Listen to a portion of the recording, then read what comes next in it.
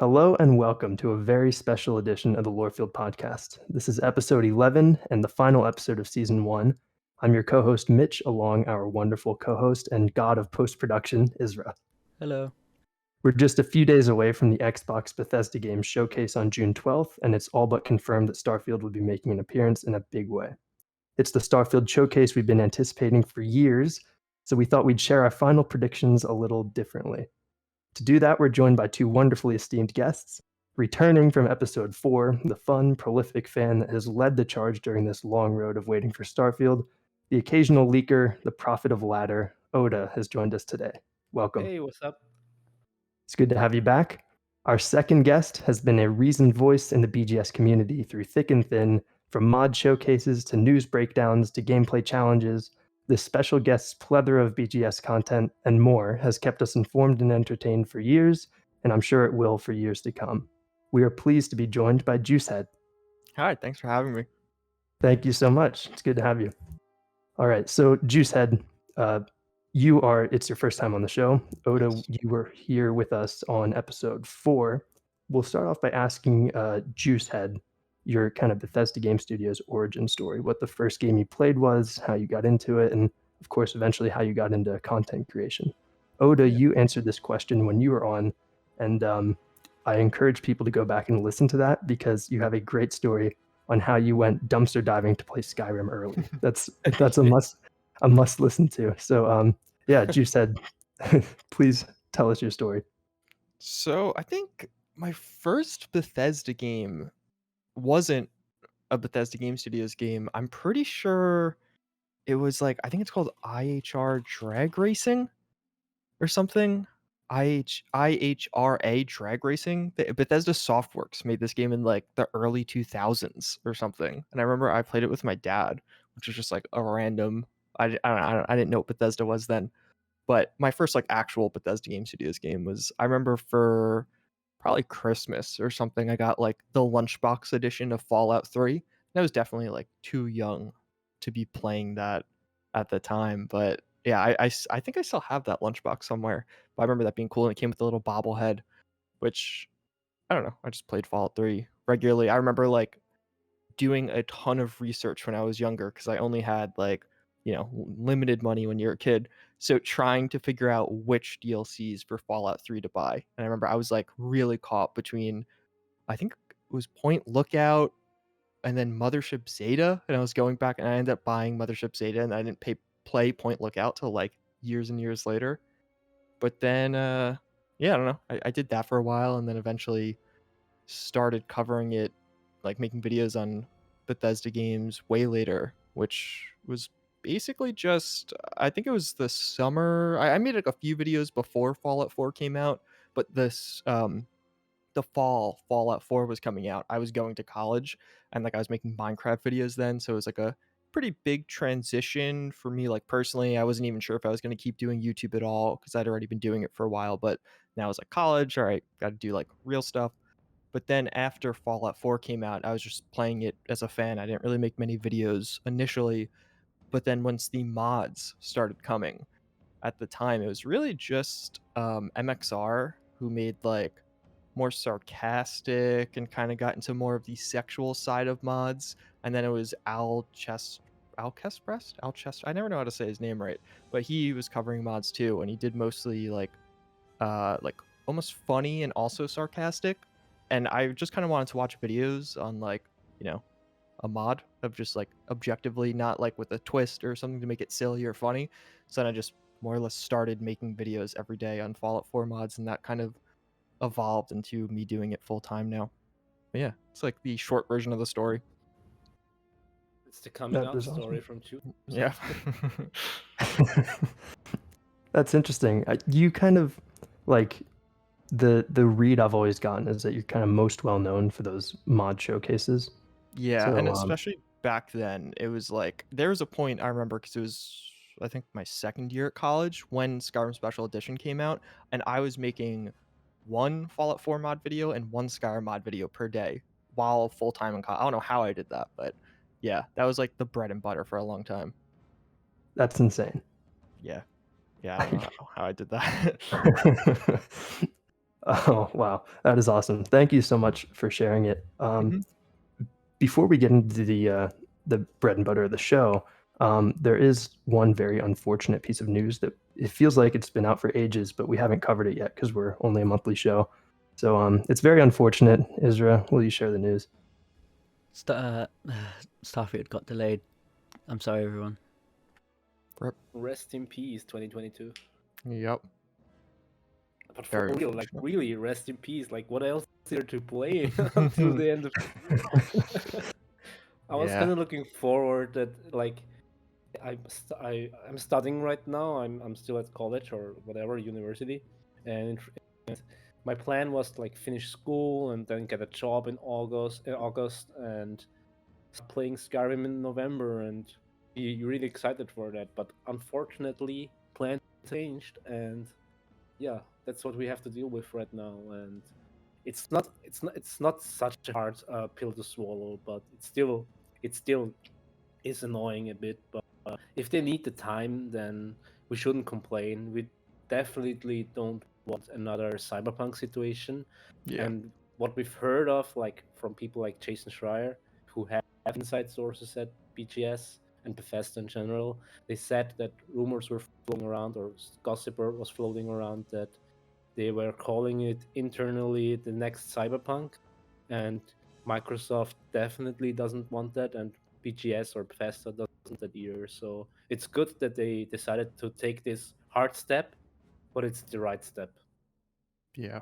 I think it hurts, or like it sucks, because it felt like in many ways, at least for like RPG fans or even just Bethesda fans, it was like the beginning of the end. Like, okay, Starfield comes out and then you have every year, hypothetically, like another big game release. So it's like finally, like we made it to the end of the tunnel, but then it gets delayed and we have to wait like another 6 months or so.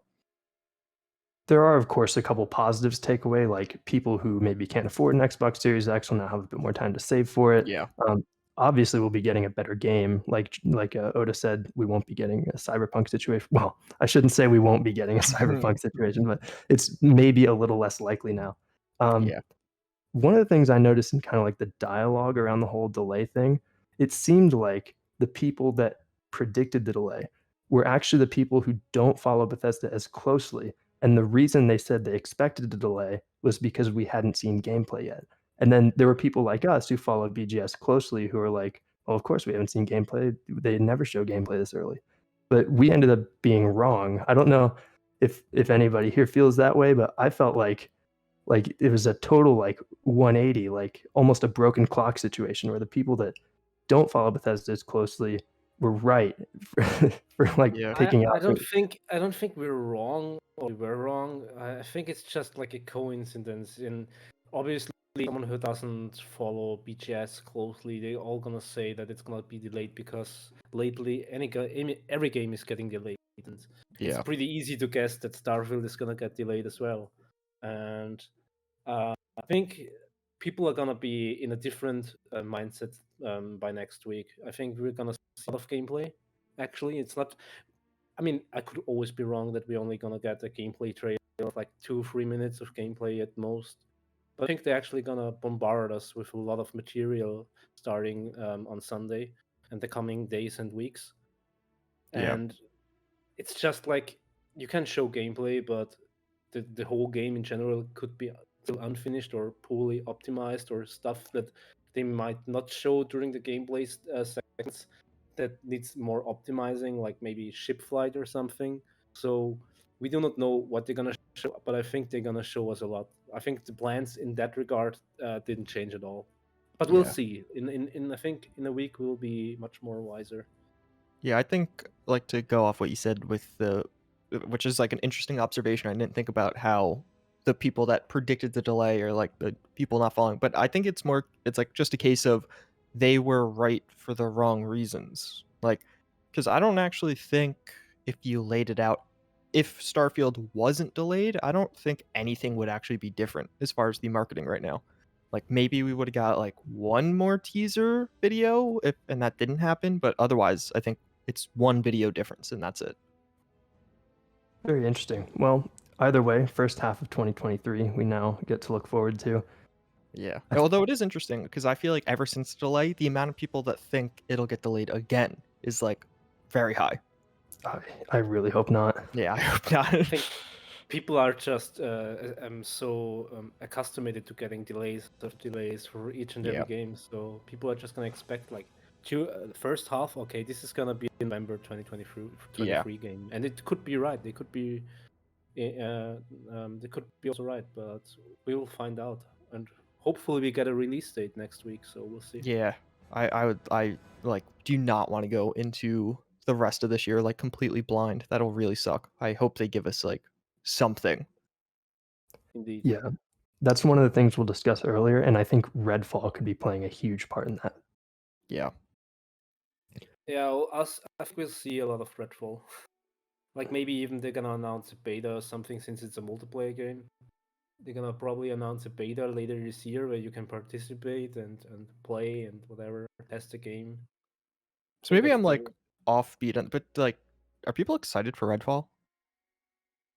have to say I like the idea, Yeah. but we have seen so many games that are similar to this like concept that Mm-hmm. I can't be excited unless I've actually Seen tested it. Yeah. And I think it really needs a polished beta test Mm-hmm. phase. Yeah. I was a little more excited for Redfall when I thought it was the name of Test 6. Yeah, that's how I feel. Like I honestly like I'm not hyped at all to see. I'm more excited to find out what ZeniMax is working on, ZeniMax Online Studios is working on, than seeing Redfall. Like I don't know. I don't Exactly. Yeah. care. That's Totally true. agree. Okay, well then, let's get into the meat of the show, I think. So, moving on to the main course, the Xbox Bethesda Game Showcase predictions. I'll put a disclaimer here that if I or anyone else says E3, take that to mean the Xbox Bethesda Game Showcase, unless, of course, we're referring to a prior E3. That's very likely, at least on my end. So the way we're going to do this is that Yzra and I have brainstormed 47 questions or topics that we'll all discuss and predict on. Point values have been assigned to all of them, based mostly on the chance of getting it correct. So, for example, a 50-50 yes-no question is almost always worth 1 point. In the description of wherever you're listening to the podcast is a link to a form where you can answer all these questions yourself. So after the showcase, we'll tally up all of the correct answers, and the top 5 highest scoring listeners will get shout outs on our social media and on the next Lorefield podcast. Tiebreakers will be determined by which submission came first. So we would advise filling that out right now and getting it submitted so you're first in line to get scored. So get your submissions in, and I think we're ready to roll. The topics are divided into 5 categories, which are character creation, game mechanics, lore, the showcase itself, and Todd. So I've talked enough. So Yzra, would you please take us through the first category of predictions? Okay. So the first question is, will we make our character with sliders or by sculpting the character's face? I think it'll probably be sculpting. Like, I don't know how intense, but like, because there was sculpting in Fallout 4, right? So I think there'll be some sculpting. Alrighty. Odah? All right. I actually agree with Juicehead. There will be lots of scripting. It will be actually. They have been working on the character creation and the character editor since 2016. So it will be probably much more advanced than we saw in Fallout 4 or Fallout 76, which is already good. But I think this one will be better, and I think it will be kind of different from the usual we've seen before. I think it will be more like. Do you know the mod called Race Menu, where you're like, it's kind of like the Fallout 76 menu, but you have way more options to choose from and to change your face than in the vanilla Skyrim editor. And I think they took some inspiration from that, and we're gonna see that maybe even next week. Who knows? But would be cool if we see it. I wanna see the editor because I wanna see the 3D scanned photogrammetry faces, which they are gonna use in Starfield. We haven't seen anything about it except for the trailer, so I'm gonna go with sculpting. Very good. I'm actually gonna go out on a limb a little bit and say both will be in the game. That's allowed. It's completely open. Don't feel like you're stuck to like just saying one or the other. Yeah, I think we're gonna have both. Then I go with both. You go with both? Okay. Yeah, sure. And yes, there will be sliders like in the race and sculpting, of course. I think there will Yeah. be both. No, I'm gonna stay with sculpting just to make it more fun. Okay. Right. Yzra, where do you stand? I'm gonna go both, because I know, well, I've heard Todd likes the UI mods kind of things. Yeah. I think he said that for Skyrim, but in Fallout 4, there's the sculpting and there's hard limits on that. So unlike sliders in Oblivion, you could create abominations with that. Yeah. That was You know what? Let's make it spicy. I actually changed changed it again to sliders. I think there will be only sliders. Interesting. yeah. I can see that. Yeah, because with like if you on Fallout 4, if you install race menu, you have all like these sliders that just never existed, and you can do so much more with like your character. Exactly. Yeah. Yeah. Exactly. And I think they're gonna maybe they're gonna I think they're gonna use some sort of thing, but I'm just gonna make it fun. Say sliders. And I think what Cyberpunk is only sliders, really, right? Think so. Yeah, it's more like Yeah. clicking between the numbers and Yeah, but like it's functionally like slider, like they're presets, but just a Yeah. lot of presets. Okay. Alrighty. Next one. Yzra? Will Starfield provide starting location choice? I don't know. No, I think no. I think it won't, because I think, like, I remember Todd said there's like two big step out moments, and I feel like the reason he won't do, or they won't do starting location choice is because, like, I imagine if manual spaceflight's a thing, getting a spaceship's going to be integral to the story, or there'll be like a big moment, and then like now making it so you can get a spaceship at multiple different points will make it more difficult. Plus, I don't think, have they ever done that? Bethesda Game Studios? Not for Not the really. location, no. Yeah. So, yeah, I'm gonna go with no. But I think I'm gonna go with yes, a hard yes. Actually, I think this is the game. This is a franchise to have like the best moment to start to choose your starting location. In Skyrim, it always mattered how you start in the prison, or usually always in the prison. In Fallout, usually always in the vault or somewhere else. I think Starfield could be the first game where it really matters what kind of character you create and where you start the journey. I think, of course, the main story is gonna be like there will always be like points where everything goes together. But I think Starfield could be the franchise where, based on your character you create, you're gonna decide your own starting location. If you have for example, like a space ranger, like if you're a ranger, they're gonna probably start on Aquila City. Or if Yeah. you're like more of a bureaucratic type, you're with your character backgrounds, because it's confirmed that you can choose your character background in Starfield, which was never possible in any of the Elder Scrolls games, and maybe except for Morrowind, I'm not sure. Or Fallout. So I think this will play a huge part actually. And actually I think the first step out moment is gonna be based on what planet you start at and how you get off the planet. Nice. Interesting. I agree totally with Odah. I'm going to say yes here. And in response to Juice, your point about how Todd designs the step out moments, I totally see that. I'm wondering if they will let us pick what planet we start on, and then the step out moment is when we go into space. Because in Yeah. theory, it could be pretty much the same while still allowing that starting location choice. Yeah. So maybe it works that way, but I definitely see what you mean there. It'd be harder to handcraft it. I But mean, I will say yes. I could honestly see either. I'm picking no because like I think it'll be no, but I could see it almost being like Cyberpunk, where it's like, oh, you have a different start, but it's really only a very small amount of content that kind of leads you down into a similar path after like a couple hours of playing. Yeah, Sure. exactly. Yes, but actually no. Yeah. Yzra?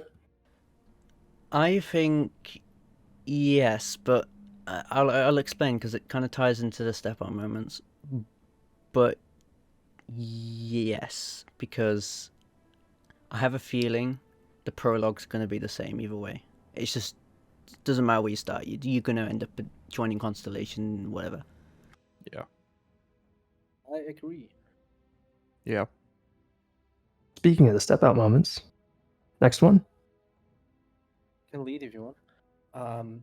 So the first step out moment for me was like probably like you starting at your location, like Aquila, Neon, whatever, and go and get your spaceship, Constellation, Starship, Frontier, and you go out into space the first time. Like the first time you're flying away from out of the atmosphere into space. That's gonna be like, I think that's gonna be the first step up moment, because that's something that never happened in any Bethesda game.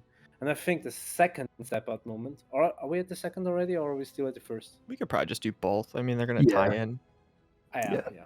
So I think the second step out moment is going to be something maybe less likely, but I still believe it could be going in this direction, because he said it's a little cryptic. I think the second step out moment is going to be actually leaving the settled systems behind, because Oh, systems is, as we know from the lore video, it's 50 light years, spans across Yeah. 50 light years, and that's like the settled, like literally in the name, it's where all the humans settled in colonies, cities, and planets. And this is an exploration game. We're supposed to explore. I believe that there's still some planets and star systems left to be explored inside the settled systems, but we're gonna go beyond that, and that's gonna be the second step up moment. Yeah. That makes sense. So your first is space, and then like your second Yeah. is like broader space, basically. Kinda, yeah.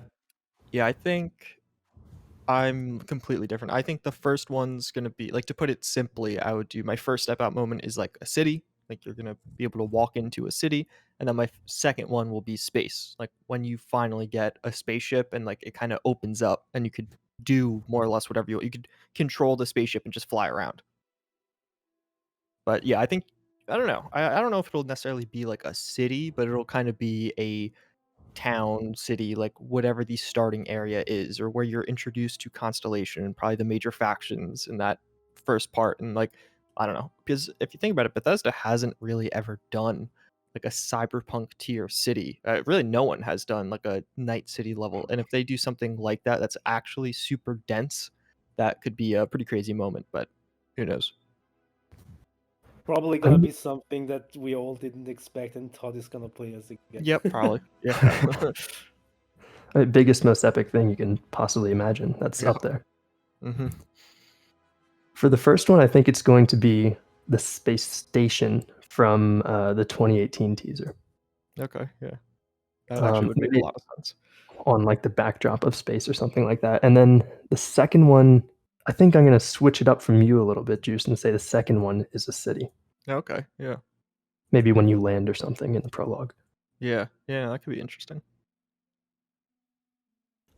Mine's really complicated, and I'm definitely going to set myself up for disappointment. But here we go. So, I think you do the prologue. You first take off. That's your first step up moment, right? You're taking off. You get to fly into space, but there's a limit. BGS want you to go to a specific place in uncharted settled system territory, as part of the prologue. So you have to go to one specific location, and when you go there, you're like discovering the unknown, and you discover what the woman was talking about, like that monolith kind of device. And that's your second moment. You're like, holy shit, I just found this.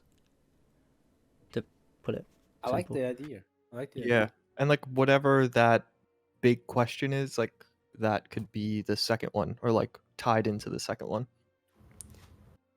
I like that one a lot because it kind of makes me think of Megaton.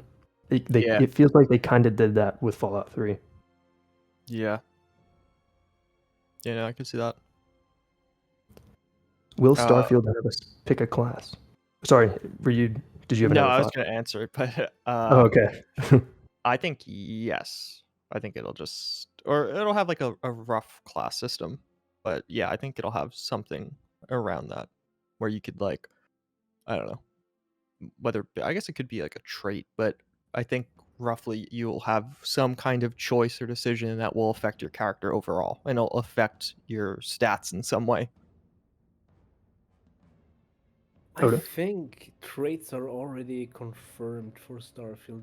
But If I I guess I don't mean remember a correctly. trait. Like I'm like I guess like you could say, oh, but like I'm thinking to like I think Mountain Blade has it where you like can be like, oh yeah, he grew up as a aspiring Oh, knight, so you have bonus to yeah. strength. You know what I mean? Like So something like that. yeah. So like the character background isn't just like background; it's actually has some sort of Yeah, exactly.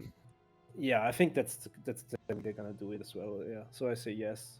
I think that based on your character, your stats, and your class, you build unique perks and unique stats, of course, and maybe even like not only just positive stats but also negative, so like traits, I guess.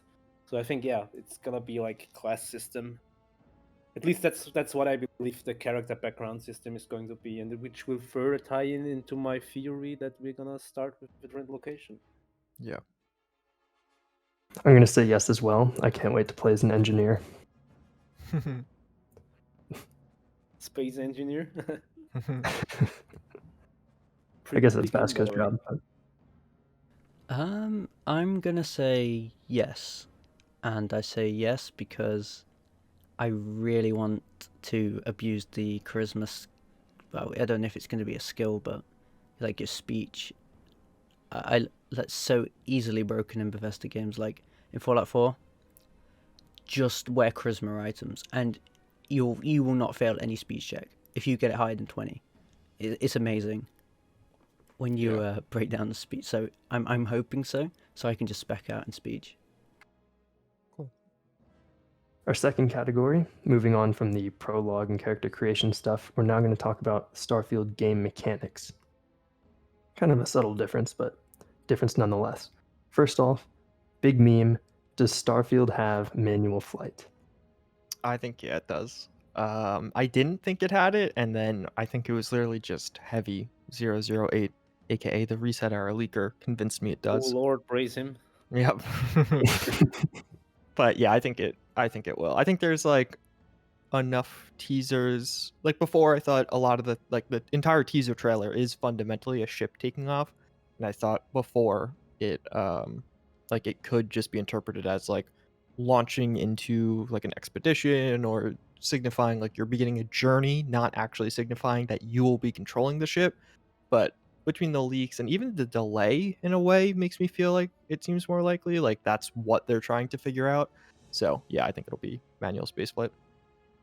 Yeah, I agree with you. So I've seen some leaks. I do not know if they're like legit, but apparently Metal Flight has been in work at Bethesda since 2018 at least. And yeah, the ladders have been working since 2018 on ships at least. So if we base it on that, I think there's gonna be manual flight in it, and like that, the teaser in itself is a huge teasing sorts for manual flight. There's even like a manual, like even the words manual and flight are in the teaser, and you see like you said, you see a ship taking off into space. You see the guy, supposedly the player, going to the pilot seat, entering the pilot seat, and taking off. And there you see the autopilot is turned off. Like, what else is it supposed to mean? Like, if it would be the biggest meme if there wouldn't be manual flight in the game. Yeah. Like, I would find it pretty funny, to be honest, because the outrage on the internet would be probably pretty big. Yeah. Although on that, like that was one of the reasons I was like more skeptical in the past, and even still, it's like I don't actually like care that much. I guess like the reasons I'm excited for Starfield have nothing to do with flying spaceships manually. Yeah. Yeah, I agree. I mean, that's like something fun, something cool. Never Yeah, happened before. but it'd be like an like, afterthought, I think. For Yeah. well, it depends on how it is, but the exploring the story, the immersion, that's what yeah, you usually like from a Bethesda game. yeah. I'm in agreement with both of you. I think we'll have manual flight as well. I do wonder why they would build a trailer around how you get into a load screen if there's no Yeah, manual that's true. flight, right? Yeah. So yeah, fully agree, manual flight. Yzra? Yeah, I'm going to agree with you all. Manual flight. But I only hope you don't have to manual flight all the time. Like, Yeah. say, I don't know, if you've ever played No Man's Sky, you can be flying for ages in that game. I just don't want to hold down the W key, essentially. Yeah. Like, if there's an autopilot, great. I'm all for it. But I probably won't manual fly more often, I don't think. This goes in the next question. I see. Will there be Yeah. a choice between auto and manual flight? This is distinct from fast travel, and I think. Can I continue? Sure, yeah. I think. Yes, there might be. I can give you a small example from another space related game from Star Citizen. You just can in Star Citizen you can only like usually you have to like hold W all the time to like get speed and stuff. But you can also like click on another button and then it's just like set on that speed. You can like there's like a speedo like speed counter or something, and you can determine at what speed the ship should always go straight or in one direction. I think that could be like easily implemented into Starfield as well. So this is like I pure mean, speculation right now, but I think there's gonna be like a switch between auto and manual flight. yeah. And I mean, technically, it does, like, obviously it's not flying, but that is in Yeah. every Fallout, right? Like, you Yeah. could just hit X and you auto Yeah. walk. So, Exactly. yeah. Yeah, I think there'll be a difference. I think yes. I wouldn't be shocked if they have like almost, I don't know, because it's hard to imagine like how serious, like I don't know how arcadey versus how like flight sim esque flight in Starfield will be. Like, are they just going for like Grand Theft Auto driving in a way, or are they going to try and make it like serious where people actually buy flight sticks and stuff? But I think I could see them even having a setting, almost like how it works in Microsoft Flight Sim, where you could change like how intense it is, like how many aspects of it you have to care about, where you could put it on like the expert difficulty and have to actually pay attention to everything, or make it very simple where you just kind of, fly around easily with a controller or with a keyboard and mouse. We do have comments from Istvan Paley that support that, where like he knows what every single button and switch on the pilot's dashboard does. Yeah. Yeah, I remember that. Yeah. And plus, I mean, I don't know, obviously completely different engines, but technically they are in Microsoft. They do have a game that has flight sim and has that feature of like you could dumb down the flight sim or you can make it very intense and very technical. There also was a couple weeks ago, like a joystick manufacturer or something that tweeted about Starfield, like, and they said as long as it has whatever support for one of their products. Oh, And really? yeah, I can't remember the name, but yeah, they sort of implied that we might be able to use their products, their joysticks, flight sim rigs on Starfield. If we have manual flight, that also means probably there has to be crash physics, right? Yeah, you'd think. I hope so. Yeah. I want It the makes sense why the game is delayed if that's the case. yeah, no kidding. I hope they have the classic Bethesda ragdolls when we crash too. Yeah.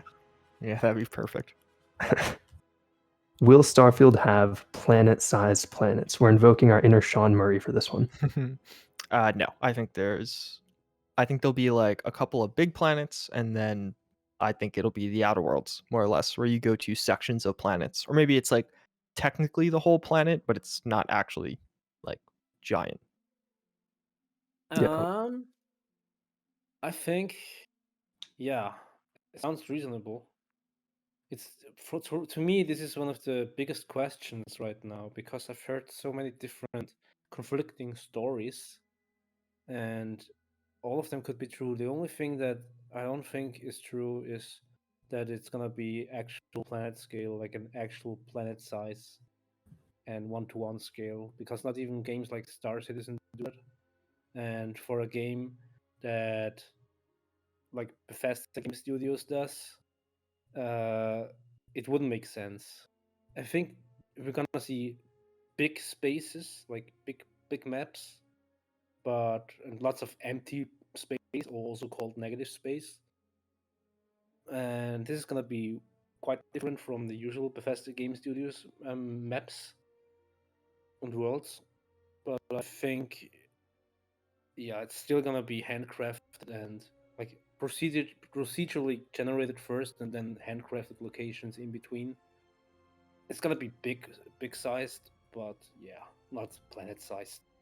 It would be really like this would be bigger than having manual flight game or something, or alternate starts. Like if they actually have procedurally made planets in a huge scale, like Star Citizen scale, or even 1-to-1, would be like mind blowing. Something I couldn't just like creation engine. I couldn't understand how they do that. So we'll see. It's a good distinction to make there between like having it feel big and having it actually be that big. I think there will be moments where they kind of create the illusion that it feels like you're on like a full scale planet because of that increase in negative space that we see in the trailer. Like that base is in a wide open field of nothingness. But yeah, I agree with both of you. I don't think it's going to be full size planets. No, I agree as well. I don't think it's gonna be. There'd be so much dead space. Like what? Yeah, you have a ship, but it's gonna be boring, right? Trying to find the content, even Yeah. if it's They- equally spread out, you know. If they do planet-sized planets, just by nature, they would have to procedurally generate named locations, and that's an impossible. Well, not impossible, but it wouldn't have the same charm. Yeah. We have no dissent in this category so far. Hopefully, we do. Will will planets and systems have simulated orbits? I think yes, but I think like the most gamified basic version of it. Like I don't know if anyone's ever played Kerbal Space Program, where like even just the fundamental of that game of like launching a spaceship to the moon is like very complicated, and like you have to deal with like getting an apoapsis and like all this stuff. So I think Starfield will have orbits. Like you'll probably feel orbital pull, but I don't think it'll be very complicated. I'm gonna go with no. And why do I say no? Because um, simulating orbits for like a game, a video game, is easy on like a planetary scale where you don't need like lots of scaling and lots of details. I think like Bethesda likes to fake stuff, and I think from the like when you're on a planet or a moon, and then you look up and you see the sun moving, you see the planets or moons moving, whatever. I think they're gonna make it appear that like, oh shit, we're actually on the planet is moving, or the moon is moving, or whatever. And I think they're gonna fake it by like just having some smaller sized moon up in there, or smaller sized sun. And once you take off with your ship and go into space, you actually change from world cells to like space cells or whatever, to a new kind of system, and it's gonna be different from there on. So I think they're gonna have two different kind of systems, and they're gonna fake it from like if you're on the bottom on the planet surface, they're gonna fake it. So Yeah. because right now, like even in again, I have to compare it. I will compare Starfield probably more and more to Star Citizen as time goes on, because like the games are kind of different but also like similar. Even not in Star Citizen, they are able to have simulated orbits right now. There's like everything is static. The planets are static. The sun is in the middle. It's not moving anything. Like maybe only the planets are rotating on its own axis, but like the planets are not rotating around the sun actually. So it would be really crazy if they have the capability to do that, but we'll see. I think there's gonna be a lot of faking going on. Yeah, I'm gonna bring up No Man's Sky. Now I've heard from only source I have on this is like a Steam like discussions forum and Internet Historian, and I fairly trust Internet Historian. But he said No Man's Sky did have simulated orbits in the beta, but beta testers had problems when they returned to their system. Well, the planet had moved, so they had to fly. You know, that's the story anyway. But I think there's going to be trickery, because when you're standing on the Atlantis, you're going to watch like the suns move, everything. You're going to watch your time lapse essentially, I mean, you could use console to do that, but I think when on planet, it's all like obviously like the moon cycles, like nighttime simulation. You're gonna see planets move. Like in Skyrim, you can see the two moons changing orbits every day or so.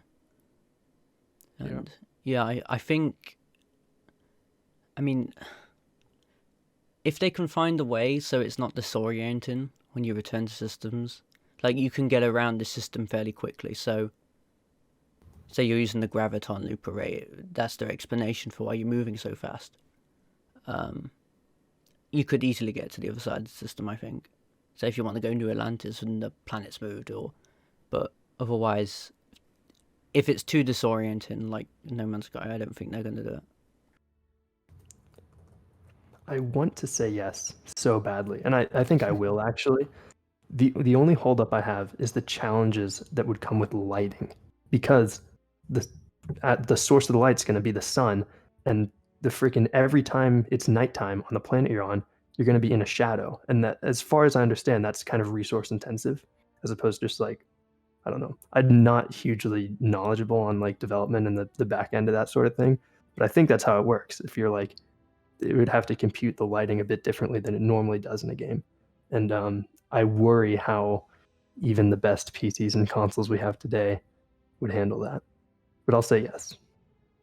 I think that it's a next gen only game. I mean, only limited would be the PC players that don't have the ray tracing hardware like the Xbox do, and ray tracing makes simulating shadows way easier, like reflections, all that. But that's whether or not they've implemented. Although they do have 2080s at Bethesda's office, so maybe they have found included it in the engine. Yeah. Next few have to do with ships. So will Starfield have ship dogfighting, either in a atmosphere or in space? Yeah, I think it has to. It has to if it has manual flight, because I don't know what else do you do. I feel like that would be such a quintessential aspect of flying around, is like the potential of a threat. Like if you were just perfectly safe in your ship, I don't know, it just wouldn't nearly be as fun to fly around, I think. I mean, there's literally a group called the Violent Spacers. Yeah, they are. What are they gonna do?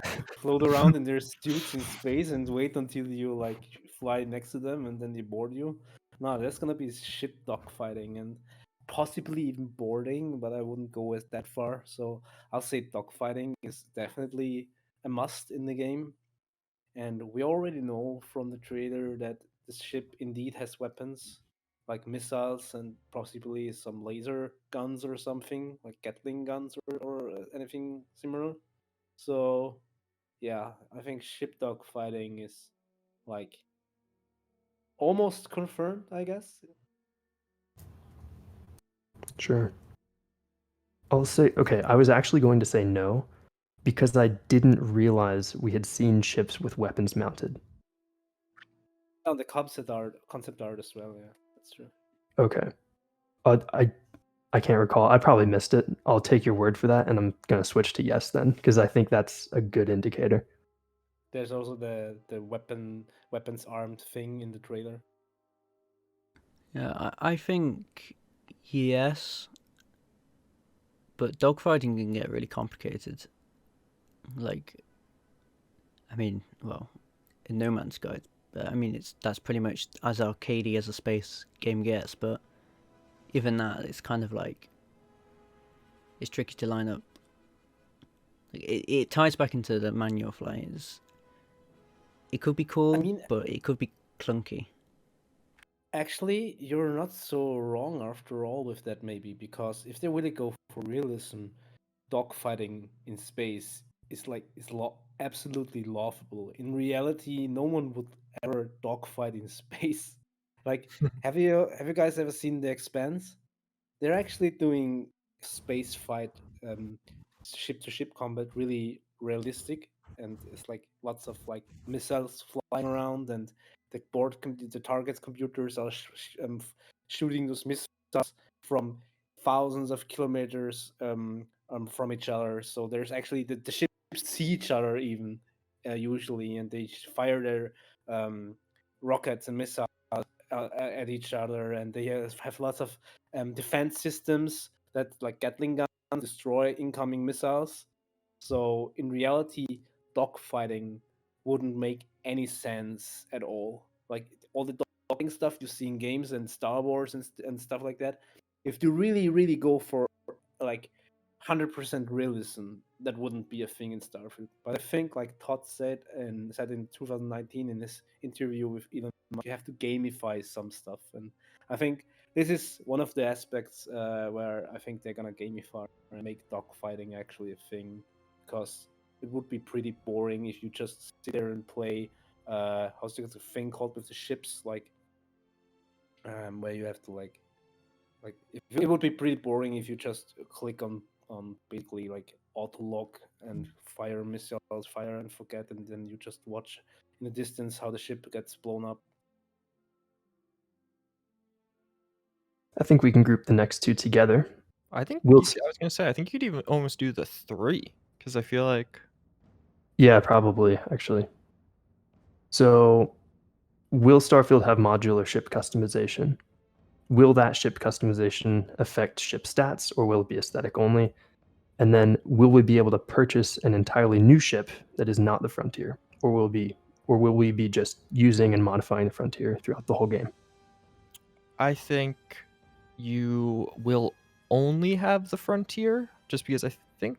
But so, will you be able to purchase an entirely new ship that is not the Frontier? No, and because I don't know, I feel like it's like a Bethesda thing where they keep that one thing through the whole game. Like I don't know, I can't even think of a good example. It just feels like something they've like tended towards. I think I don't know. I'm really like on the fence with ship customization because I could totally see how it would work, but I could also totally see how it wouldn't be a thing.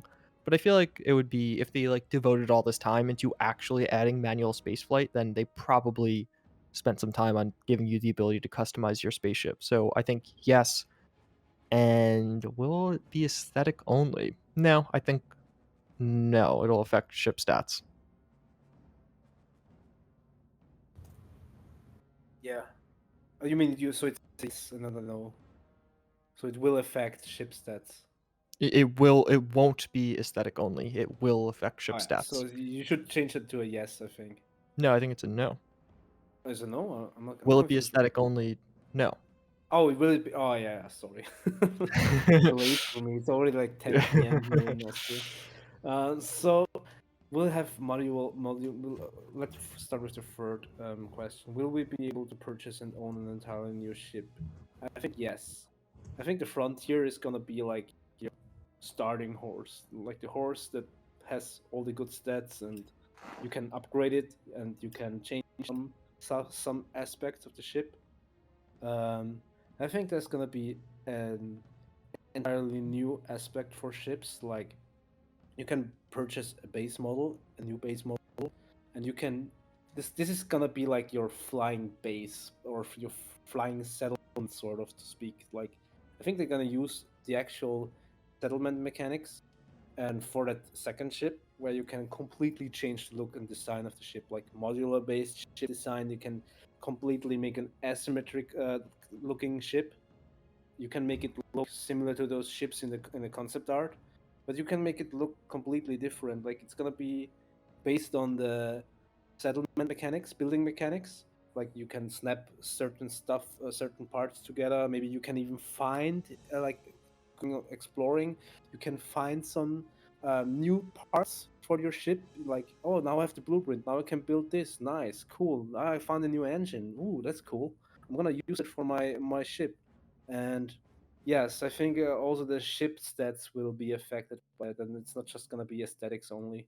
I think actually that I'll go a step more and say that the ship is gonna be important, and the ship has an actual own leveling system, so you can actually upgrade and improve your ship, and the higher level it gets, maybe there's even perks for your ship which you can activate, and even like the higher your ship's level is, then the better engines it can be, the better engines can be installed and stuff like that. So I think the ship will be a pretty big deal in Starfield.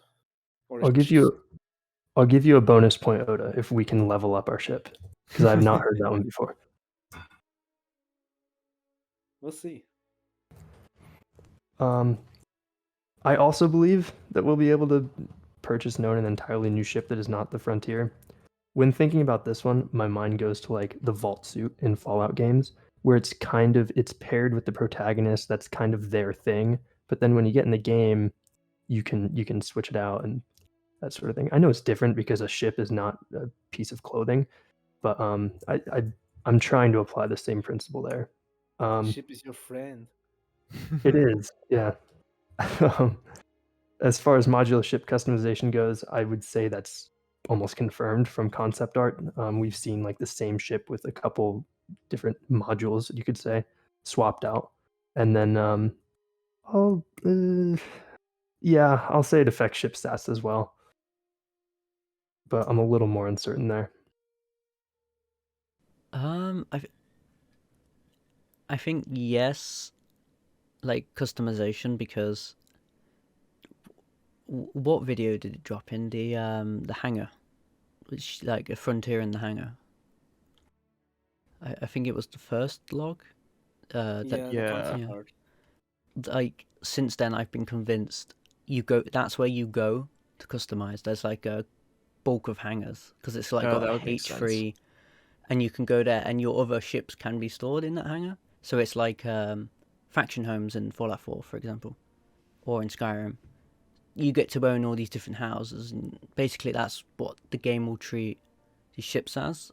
And as for customization, I think the interior you can do whatever you want, but say you have to go to the hangar to customize, and then because there's workers, it's kind of realistic. It's kind of what they're going for.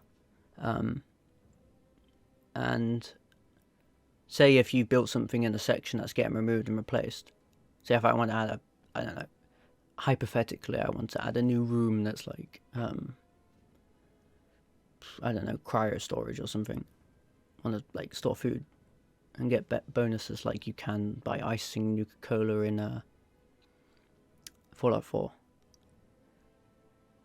So I think when you like, I don't know, you get a new compartment, and if that's replacing a compartment, any items you built in there will get put into storage like settlements do when you store stuff.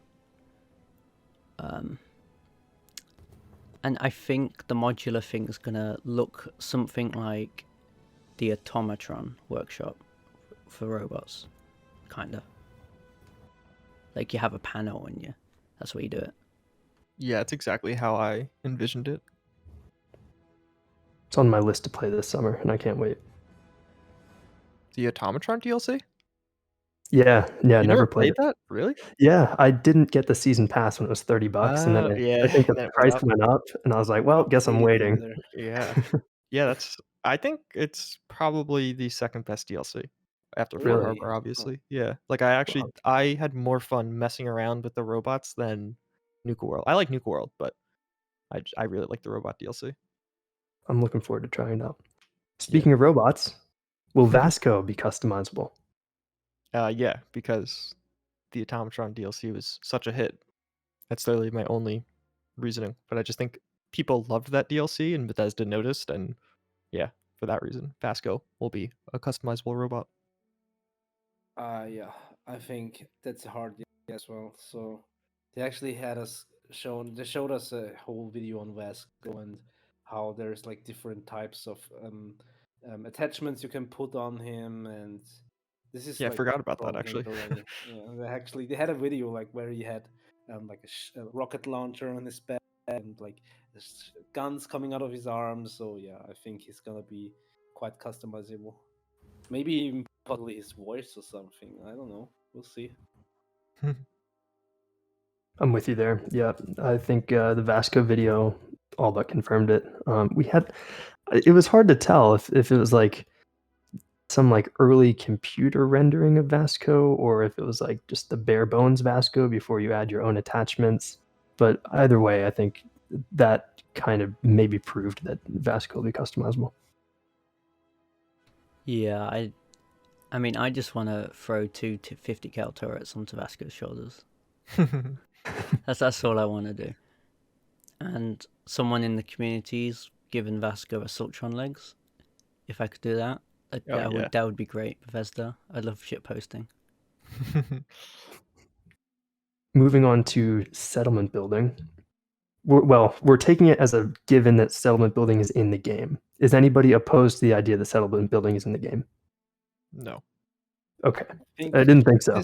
I think this new system, like there's tons and tons of players, thousands of players who really loved the settlement system in Fallout 4. It was a huge hit, and in 76 still a huge hit, and like that's the reason people are playing 76 nowadays. Yeah. Like to make settlements, to buy more stuff, and build even bigger and more awesome settlements. And I think this is a system to stay in all of, like I said it before. Like I think that settlement systems or colony system, whatever you want to call it, I think it's gonna be a system they're gonna use in all games. Like it would make sense in the next Elder Scrolls as well. So I think they're gonna use it in all future games from now on. And for Starfield, like for a space themed game where you're exploring barren worlds, it would make sense to like have a reason to go there to the deserted planet again, because there's your colony. There's like your settlers. They're, I don't know, they're mining some rare material which you need for like building engines or selling some stuff. I don't know. So I think it makes sense. It would really shock me if they decide that you can only go to a planet and explore, but you can't build there. Like that would not make any sense at all. They want to make this game meant to be played for decades, and you can extend Starfield's gameplay with like a settlement system, which offers a lot of new gameplay opportunities. Yeah, but you didn't answer the question. No, that's the question is, can you build anywhere? Yeah, I think so. Yeah, outside of populated areas. I mean, why not? I think no. I don't think you'll be like, no. I don't think it'll be like the camp system. I could see it being like that in certain areas, but like specifically on like a certain planet. I don't think it'll be on every planet. Okay. Yeah, like I wouldn't be shocked if it's like basically how it works in Fallout 76, but more restrictive almost, where it's like, okay, here's like this planet that's uncolonized. Congrats, you could colonize it. But oh, here's another planet that is colonized, so like this whole place might just be like off limits to you. But I don't know. I mean, I could be wrong. Maybe only on planets where there is a breathable atmosphere. It would make sense. It would. I mean, people are building base. We plan to build a base on the moon. We plan to build a base on Mars, which essentially doesn't have a breathable atmosphere. So no, I'm gonna say yes. I'll say it yes. I could see, like, I actually think that could be like a core part of the gameplay. It's like specifically places that don't necessarily have a breathable atmosphere, where like you are building that up. Like that is your job, or not necessarily your job. I just see it being like a feature you can dive into, and like maybe you could build up a settlement on a planet and like, you know, mine this rock and then sell it, and then like now that's a function of the game to make money. But exactly, yeah. There was that concept art of like the protagonist standing on kind of a clifftop little plateau, and down below them there was this settlement that it looked like it was on a very hostile planet. And it looked kind of enclosed and airtight so that people could colonize there. So with that in mind, I'll say yes, that I do think it'll be basically anywhere we want. Juice, your idea that like certain planets might be off limits. My personal belief is that like where Neon is, I don't think we'll be able to explore that planet at all outside of Neon.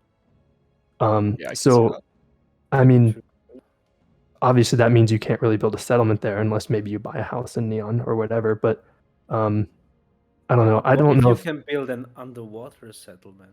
Yeah, that'd be cool.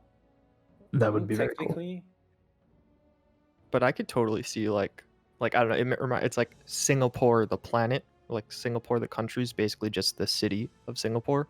I could totally see planets in Starfield being the same thing, where it's like, yeah, it's just this one city location with like maybe some like minor stuff outside, but it's really just this city. Yeah. I'm gonna agree with like Neon because Emil described it as a nondescript water world, and I just double checked what nondescript means. It's the planet is not lacking any distinct features, probably outside of Neon. Seems the only thing that goes on is Aurora on that world.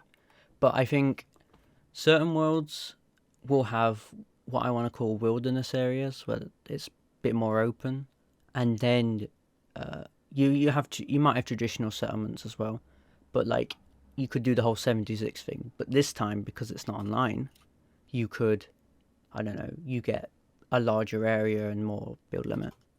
Because this time they've restricted last gen consoles out, so they're not tied back by the hardware. Because with the 8th gen, the problem with the 8th gen was the CPU was, well, it was dog shit, essentially. Yeah. Yeah, that's nicely putting it. But yeah, I think they're going to utilize the hardware to the best of their ability. Like, they've got good CPUs. Only problem with the Series S would be VRAM, but that's not targeting 4K. That's just 1080p, maybe 1440p. Though we don't know if there's going to be a performance mode, but that might be a question later. So I take that to mean you are leaning towards settlement building anywhere? Yeah, I'm leaning to both. There'll be traditional and like wilderness areas, kind of Okay. on certain worlds. We can kind of, I don't know, find a nice cliff or something. Okay. I think next two we can tie together as well. Yeah. Will Starfield's weapons have traits? So I'm thinking of enchanted weapons in Skyrim and legendary weapons in Fallout, where they have a certain quality to them that make them special. And will Starfield have kill cams? I honestly never even thought about like legendary weapons in Starfield till this question. So I think like my first thought is no. I think there'll be unique weapons with traits, but like there won't be legendary weapons all over the place. Like there won't be legendary creatures. And will it have kill cams? I think no. I don't know. I don't really have a reason. I just think probably not. the kill cams, I actually have to agree with Juicehead. I think it has been used in Skyrim, but I don't know how it. I mean, it could. And Fallout Oh. 4 with like VATS, you basically have kill cams.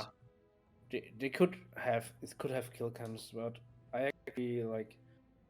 I'm not sure if it fits into Starfield, but we'll see. It should still feel and play like a Bethesda game. So, actually, I'm gonna say kill cams possibly yes, but weapon specific traits no. I also think that the star system and legendary weapon system from Fallout 4 it doesn't really fit into Starfield.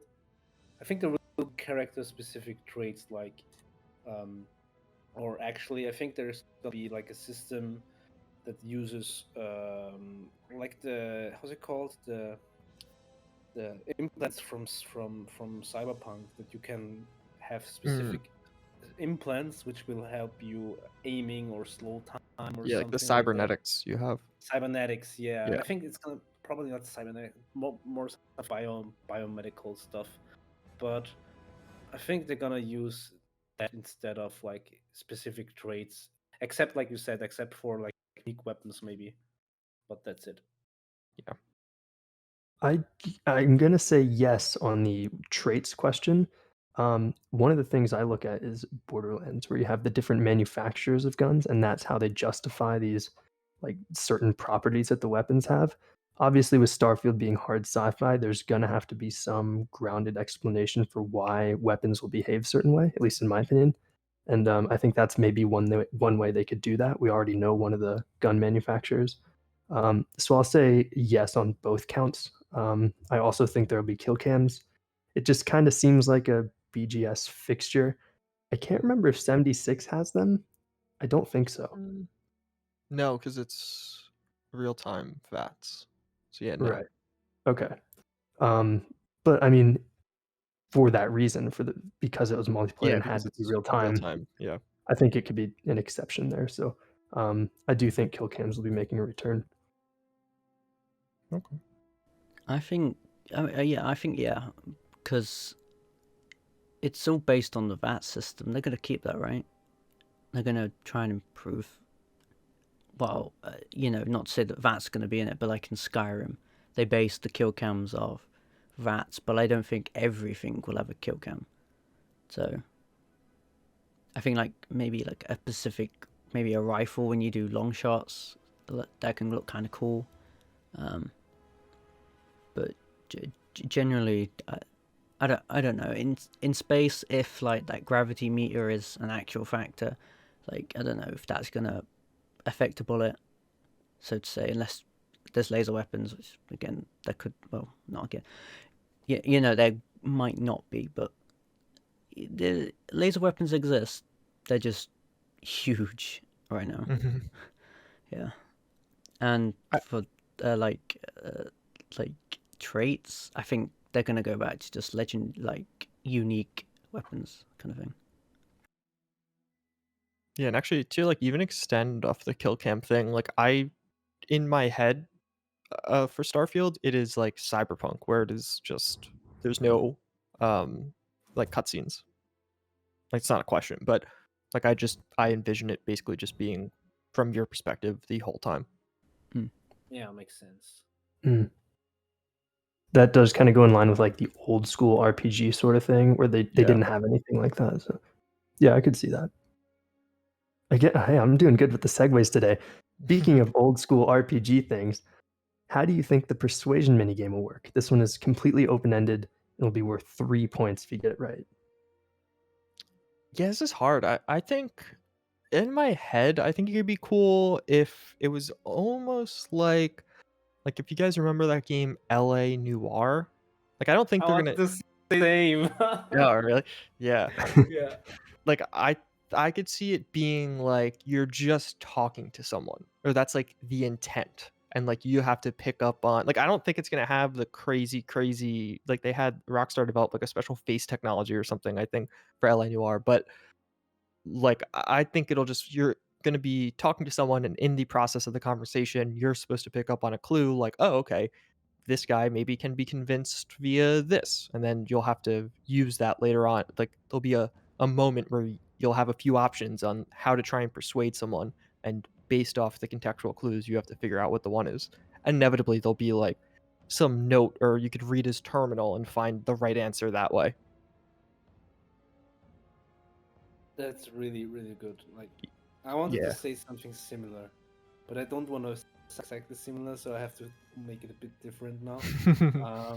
Yeah, I was on the LA Noire thing as well. I think since they are gonna use photogrammetry and 3D cases now, they can actually if I'm not sure if they're gonna use. They're probably not gonna use the system, the tech facial animations for every the same level of facial animation quality for every character, but for the main characters at least. And I think if you wanna persuade them, you're gonna have to read their face as well. Maybe not on the certain on the same quality as with LA Noire, but I think it's gonna be similar, a more improved version of the Oblivion system. Yeah. I think you will be able to still choose between 4 reactions or answers or whatever, or maybe reactions. Let's say reactions, because it's a persuasion minigame. It's not it's gonna be more fluid, but I think it's gonna be more based on the character itself, maybe the way they're looking at you, or if they're smiling or frowning, or and also maybe on the tone of the voice maybe could be different as well. So I think that's more improved Oblivion system with all those new tech implemented to have it feel more natural and feel more real. Because when you're talking to somebody, if you're not completely stupid, you can usually see and understand and feel or hear how the person reacted to your answer, and you can change your tone or change your voice or change your stuff you're talking accordingly. So I think this is gonna be how it's gonna be. Well, yeah, it's pretty hard to say how it's gonna be. We'll have to see, I guess. That's Yeah. one of the hardest questions, I believe. Yeah. Yeah, it was. I mean, it's hard to put in like a concise like text answer. Yeah, and it's going to be hard to judge too, because I'm sure it'll be somewhere in the middle of all of our guesses. Yeah. But yeah, we'll figure it out. I think it's going to be something like I think they'll incorporate the dice rolls again, kind of like Fallout 4, where you have like chance based on stats, also based on how much they or their faction like you. And then I think I'm kind of taking into account the fact that there's so much dialogue. I think we might have a list of like things to say to them, and then how they react to it. We'll have to know if they like it or dislike it. And then I don't know if I'm explaining this right, but if you say something they hate, then you're not going to convince them. You have to like say the right thing, and there could be you'll have a multitude of different approaches to try and convince them, and then like I said, the dice roll and their opinion of you all factor into that. So almost like a cross between Oblivion and Fallout 4. I would rather have the LA Noire thing though, because it was one of my favorite games. Yeah. I'm gonna be like,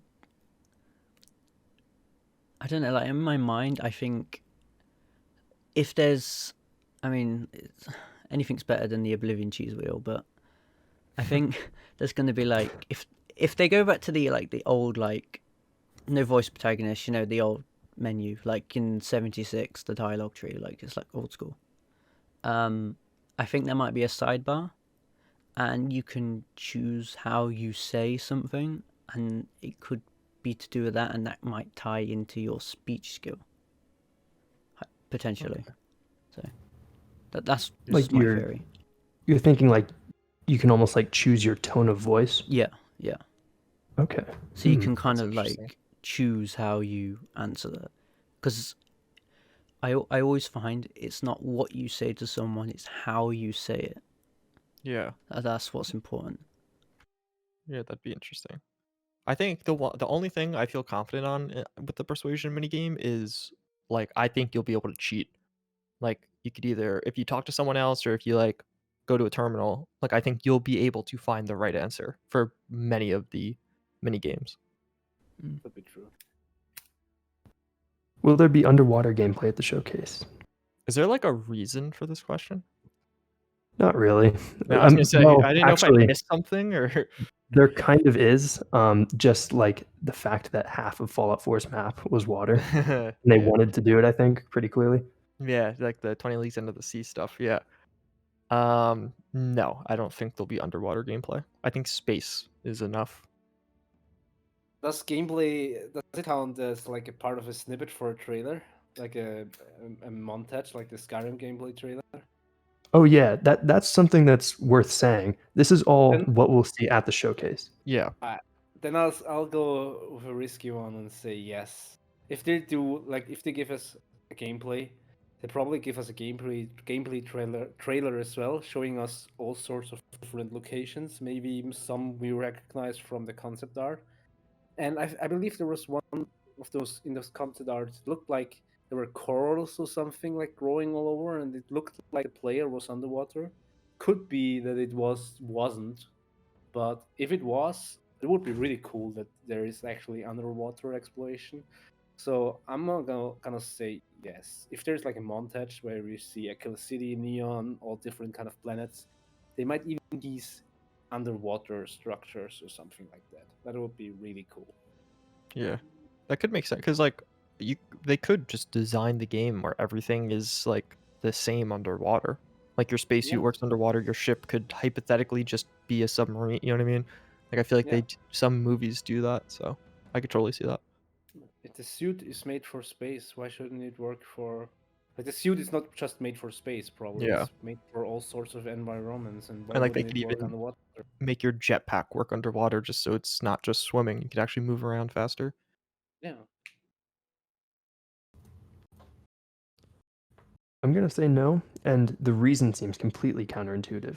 But the existence of neon is why I think there actually won't be underwater gameplay. And I know that makes no sense because neon's surrounded by water, but kind of going back to what we were saying earlier, if it's a nondescript water planet and it's just this city in the middle of the sea, it's almost like they're using the ocean as a barrier to contain you to just that city, like an excuse to not let you explore the rest of the planet. So for that reason, I think it's going to be a no. For me, right, I think on a planet like Neon, yes, because they could, like, if it's just the city, they could do more underwater. Like, there's some shipwrecks. But with me, I have two things. Mitch knows this. I have something called thalassophobia, I think it's called, and it's an intense phobia or fear of the ocean, essentially. And I've also got something called submechan. I don't know. It's a weird word. Submechanophobia, and that's essentially the fear of man-made shipwrecks. Like I can't stand shipwrecks. Not Really, that's interesting. not just shipwrecks. You know, like plane wrecks. Even like Yeah, in yeah. GTA 5, they freak me out. The yeah. Again, Mitch knows this, but like the creaking metal, like under the water pressure, Yeah. and in some cases it's a graveyard, so it's kind of. That's not why I'm scared. It's just it's scary to me. But What That's about interesting. wrecks? What about shipwrecks in space?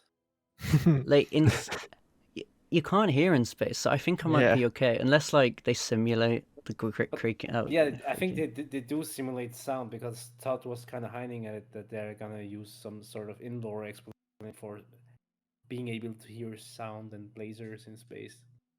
Well, have you So ever you seen the might be movie? able to. No, I was gonna say, have you ever seen the movie Gravity? Yeah. No, not you. I've heard they spoke to NASA and stuff. No. I was just because like it's not really a spoiler, but in one of the first scenes of Gravity is a giant space collision on a spaceship. Like I was gonna ask, did that but it's silent, like so you can't actually hear anything. You just see it. So I was gonna say, did that bother you? Because then you would know if it would bother you. Yeah, I think I've seen that clip. No, sorry, there's a car flying by. I'd say no. Like if there's no sound. Yeah, you just heard her like breathing. Like I think it's mostly the effect of the water pressure, what that sounds like on shipwrecks. It's depressing because I always call it the ship is, or the plane, whatever, it's groaning in pain. That's what I always call it. Yeah. So do you hate what is it called in Fallout 4, that location? With all the guys that speak a different language, the like raiders at the edge of the map. It's like a crashed boat. I forget, but it like makes those noises. Yeah, I'm less scared of that because it's not under the water. Yeah, it's above land. Yeah, I think it's the combination of the ocean. The two phobias. Yeah, I think it's the two phobias are colliding. Yeah. I just had to laugh, but because I didn't see that question yet, which is gonna appear later on. Will there be a Starfield limo? I can't wait for that one. Third category now. We're through the mechanics. Starfield lore. This is kind of our bread and butter of the Lorefield podcast. I think it is the largest category by a little bit, but who cares about lore? Yeah. Yzra, do you want to take us through this category? Yep. Okay, so will they show Ashta in the showcase? I don't know. I'm gonna go with no, just for competition's sake. Because I think most people will say yes. I think there's a thing right now where we know so little that like well, I guess they are big because there's like an entire location that was described around them with what was that? That was Aquila City, right? Yeah. Yeah. But like I feel like we know so little that like the Astra might be like one of like 30 creatures. Like inevitably, I feel like in a game where you're going to different planets, there's going to be a lot of different wildlife on those planets. So like they might be a relatively mundane creature in the grand scheme of things that you only like actually interact with for a limited point.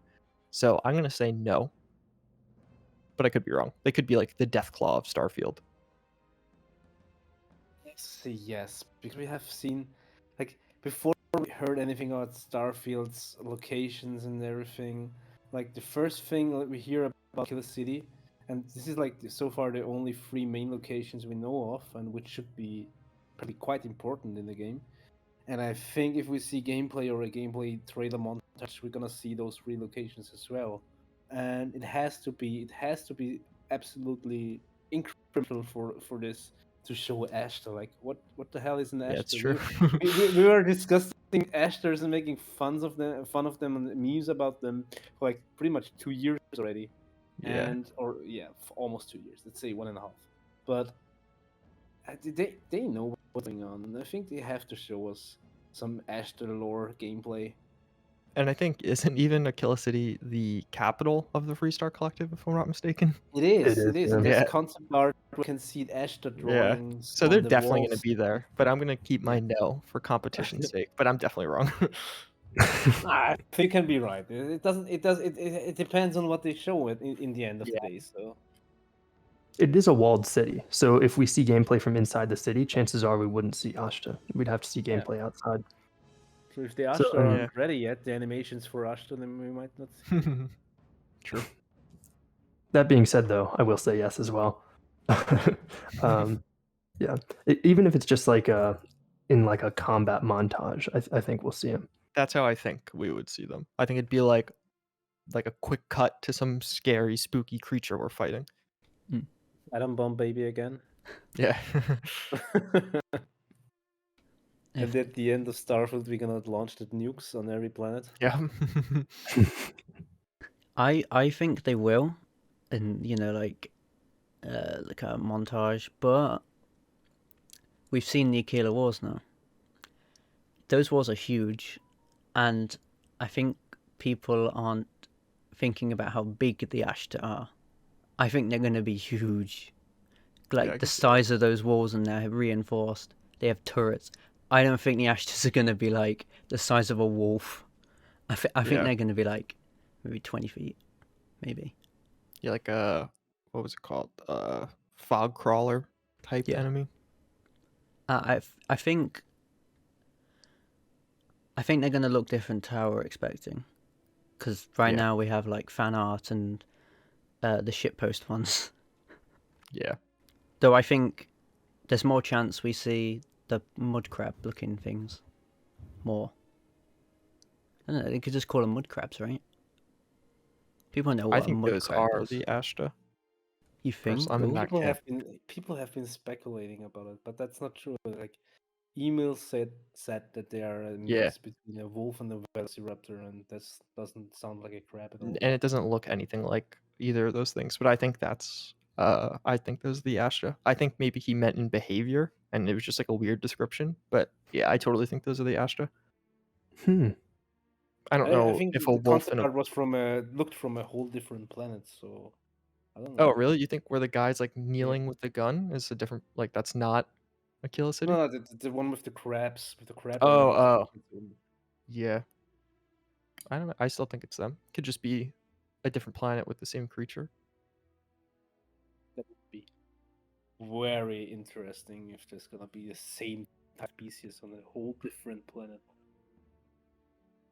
It would Yeah. be crazy. That would blow my mind even I more could than see I could even like see the quest line. It's like, oh, Corporation X generated these guys to get rid of this thing or to help clear out the natives or whatever. And then like turns out they became a big Yeah, problem. exactly. And then like, blah blah blah. Lost 2.0. Yeah. Will the identity of last year's trailer narrator be revealed? Yes. I think it'll be like a main character. Or like something like that. I don't know. I don't Wait, they didn't confirm Have they confirmed a voice protagonist one way or the other, or no? Right? No. Don't think so.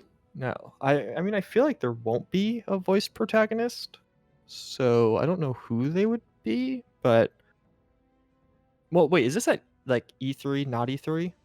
The question. No, it's Yeah. about the, Yes, yeah, the, the Like female the- voice of yeah. Yzra. Like would they show who they are? And Yeah. stuff. So, but like it's So I'm gonna actually change mine to no. I don't think it'll be revealed like in the next week. I don't think we'll know the answer. Sure. Do you mean with identity, the identity of the voice actress or the game lore name? Thank you for asking. Their in-game character. Yeah, I don't think we'll know definitively. I think we will get a bunch of information, and not just during the gameplay section, like with interviews and stuff like that, and what Todd Howard has going to say about the game. So I think yes, I think it's actually gonna turn out that she is like the leader of Constellation family, Yeah, it can make sense. and probably they might not reveal a name, but I think it would be enough already to say that yeah, she's the leader of the whole Constellation gang. So I think that would be enough for me. I don't have any reason to care about her for now. So, but it would be pretty big to know that she's like our boss essentially. Yeah. I think this is probably the woman on the poster who's like looking off to the right. I think she's looking to the right.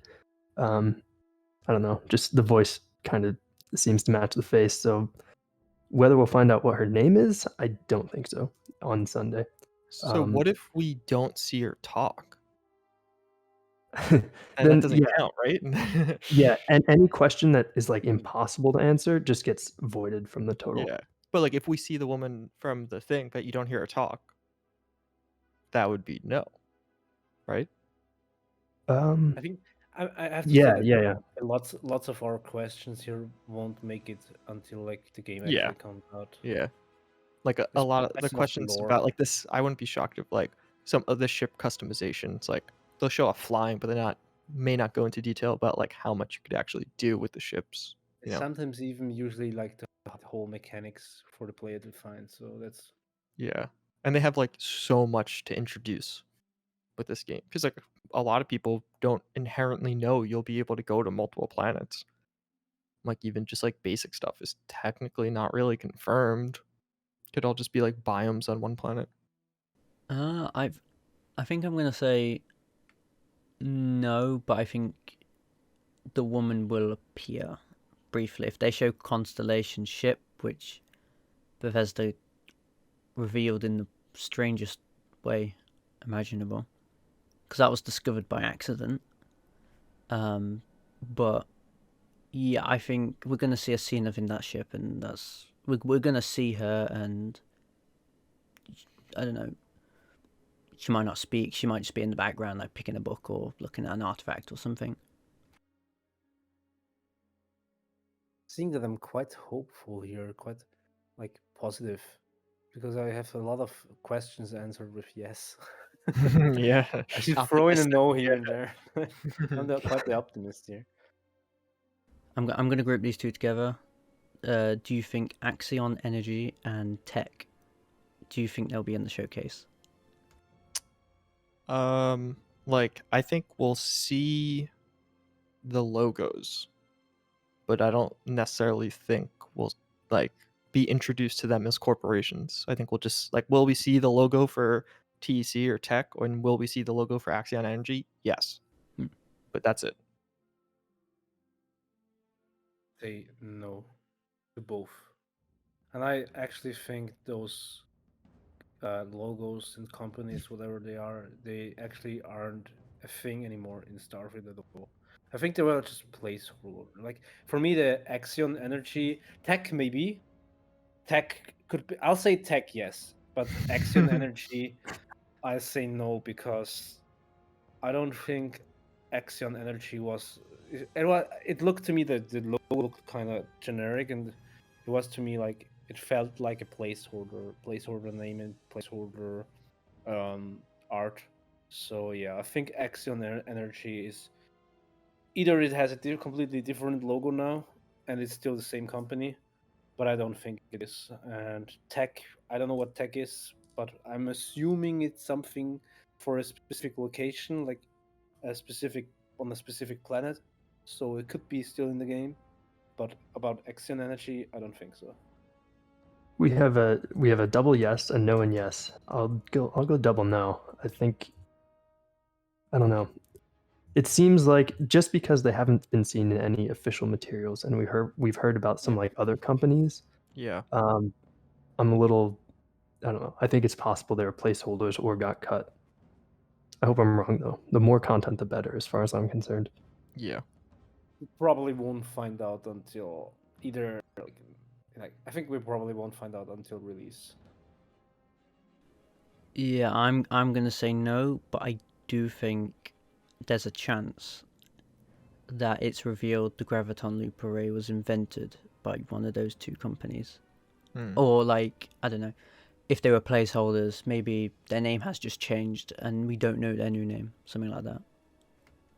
Like we might see their logo on the graviton like terminal or something. Yeah. Something we haven't seen before. Maybe.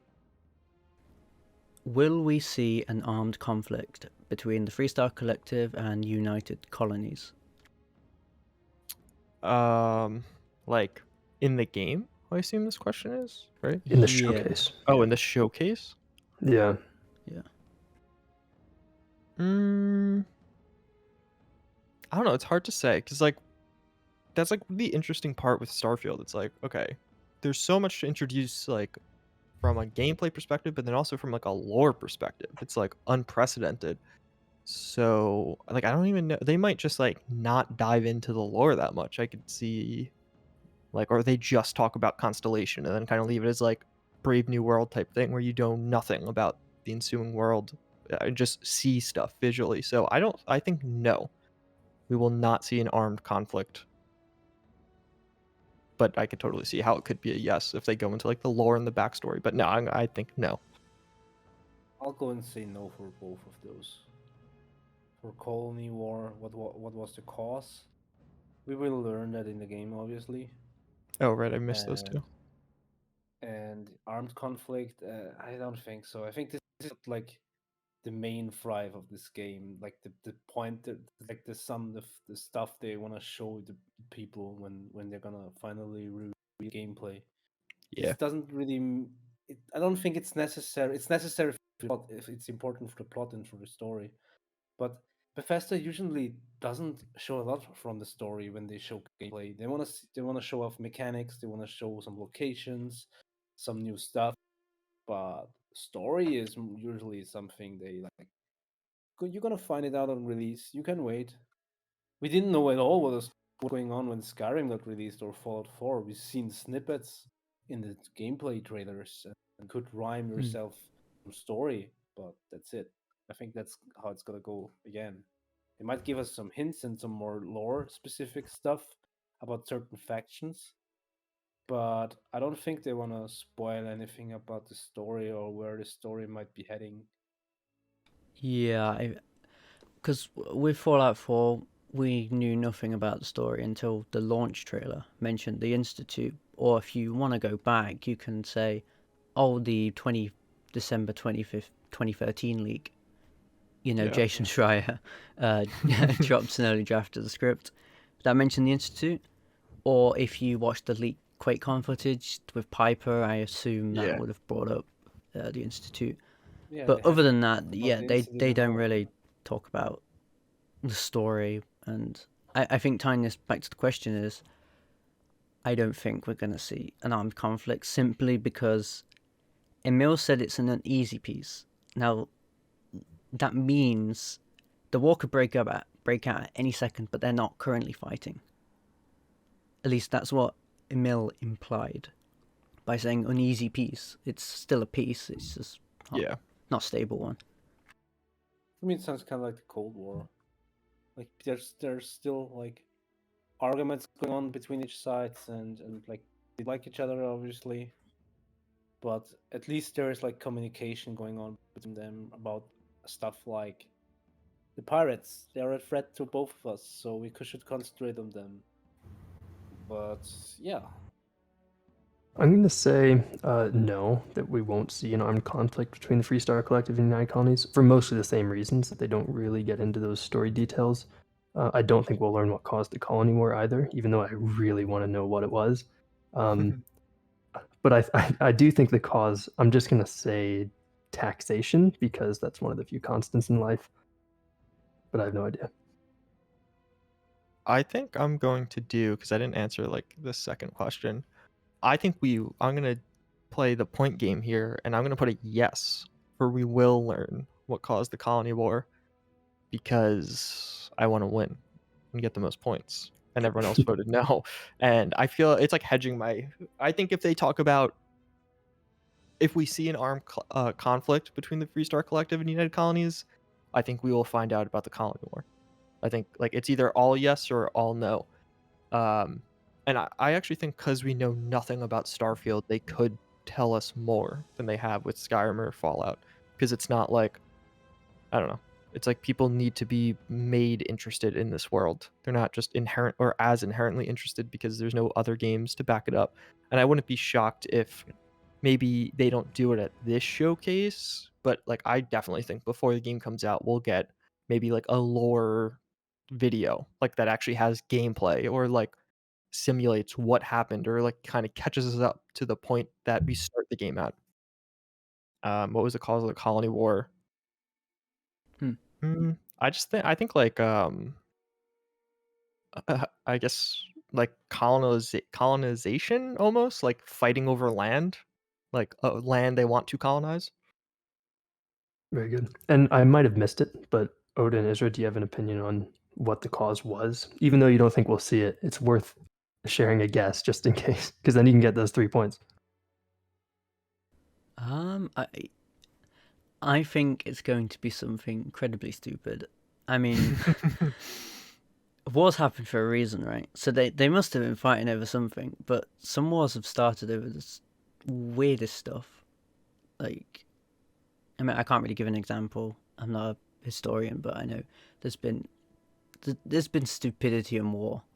Like, you know, and it's, you know, you could say something that isn't offensive, but someone could take offense to that, and then they get angry, and then they tell their friends, and then, you know, you kind of have an enemy. I don't know. I think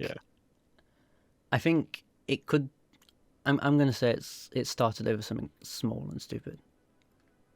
Maybe like, I don't know, the Freestyle Collective were having a bad day and they didn't want to pay their taxes.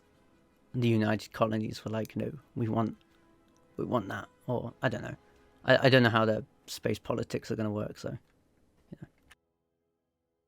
I think it's pretty simple and complicated at the same time. The simple part is it's politics. It's just like one group, like basically like in USA, like Republicans versus Democrats. So the Freestar Collective, they want freedom. They probably split up from the United Colonies because what I could like make out from listening to emails talking about the United Colonies, they're like how's it called? Tree. What was the word? Something with tree. Um, tree. Like basically, the government in the UC is made out of three representatives. One from military, the military administrative, military administrative and scientific triumvirate. It's a triumvirate. This is something from the Roman empires, and it's sort of like there's a leader from the military, there's a leader from science, and there's a leader from I don't know politics, administration, whatever that's gonna be. So I believe that living under the UC sense, it's gonna be a good life. But if you do not agree with the politics, you're gonna have a hard time. Like there's not really much freedom going on under the rule of the UC, and I think it's more like a totalitarian or even military-based government. that the military actually has lots more to say than the science part in the triumvirate and in the administrative part. I think the military has much more in their hands from the United Colonies, and that's why the Freestyle Collective split up. Like that's why people split up from them. They wanted to have own territory, and of course the UC didn't like that, and that's why there that was kind of like the cause of the war. Yeah. Pretty specific, but I think Did you write that all down? Most of it, I think. Got a synopsis. Yeah. history likes to repeat itself. So Yeah. like what we've seen in the Roman empires could be happening in 300 years again. Yeah.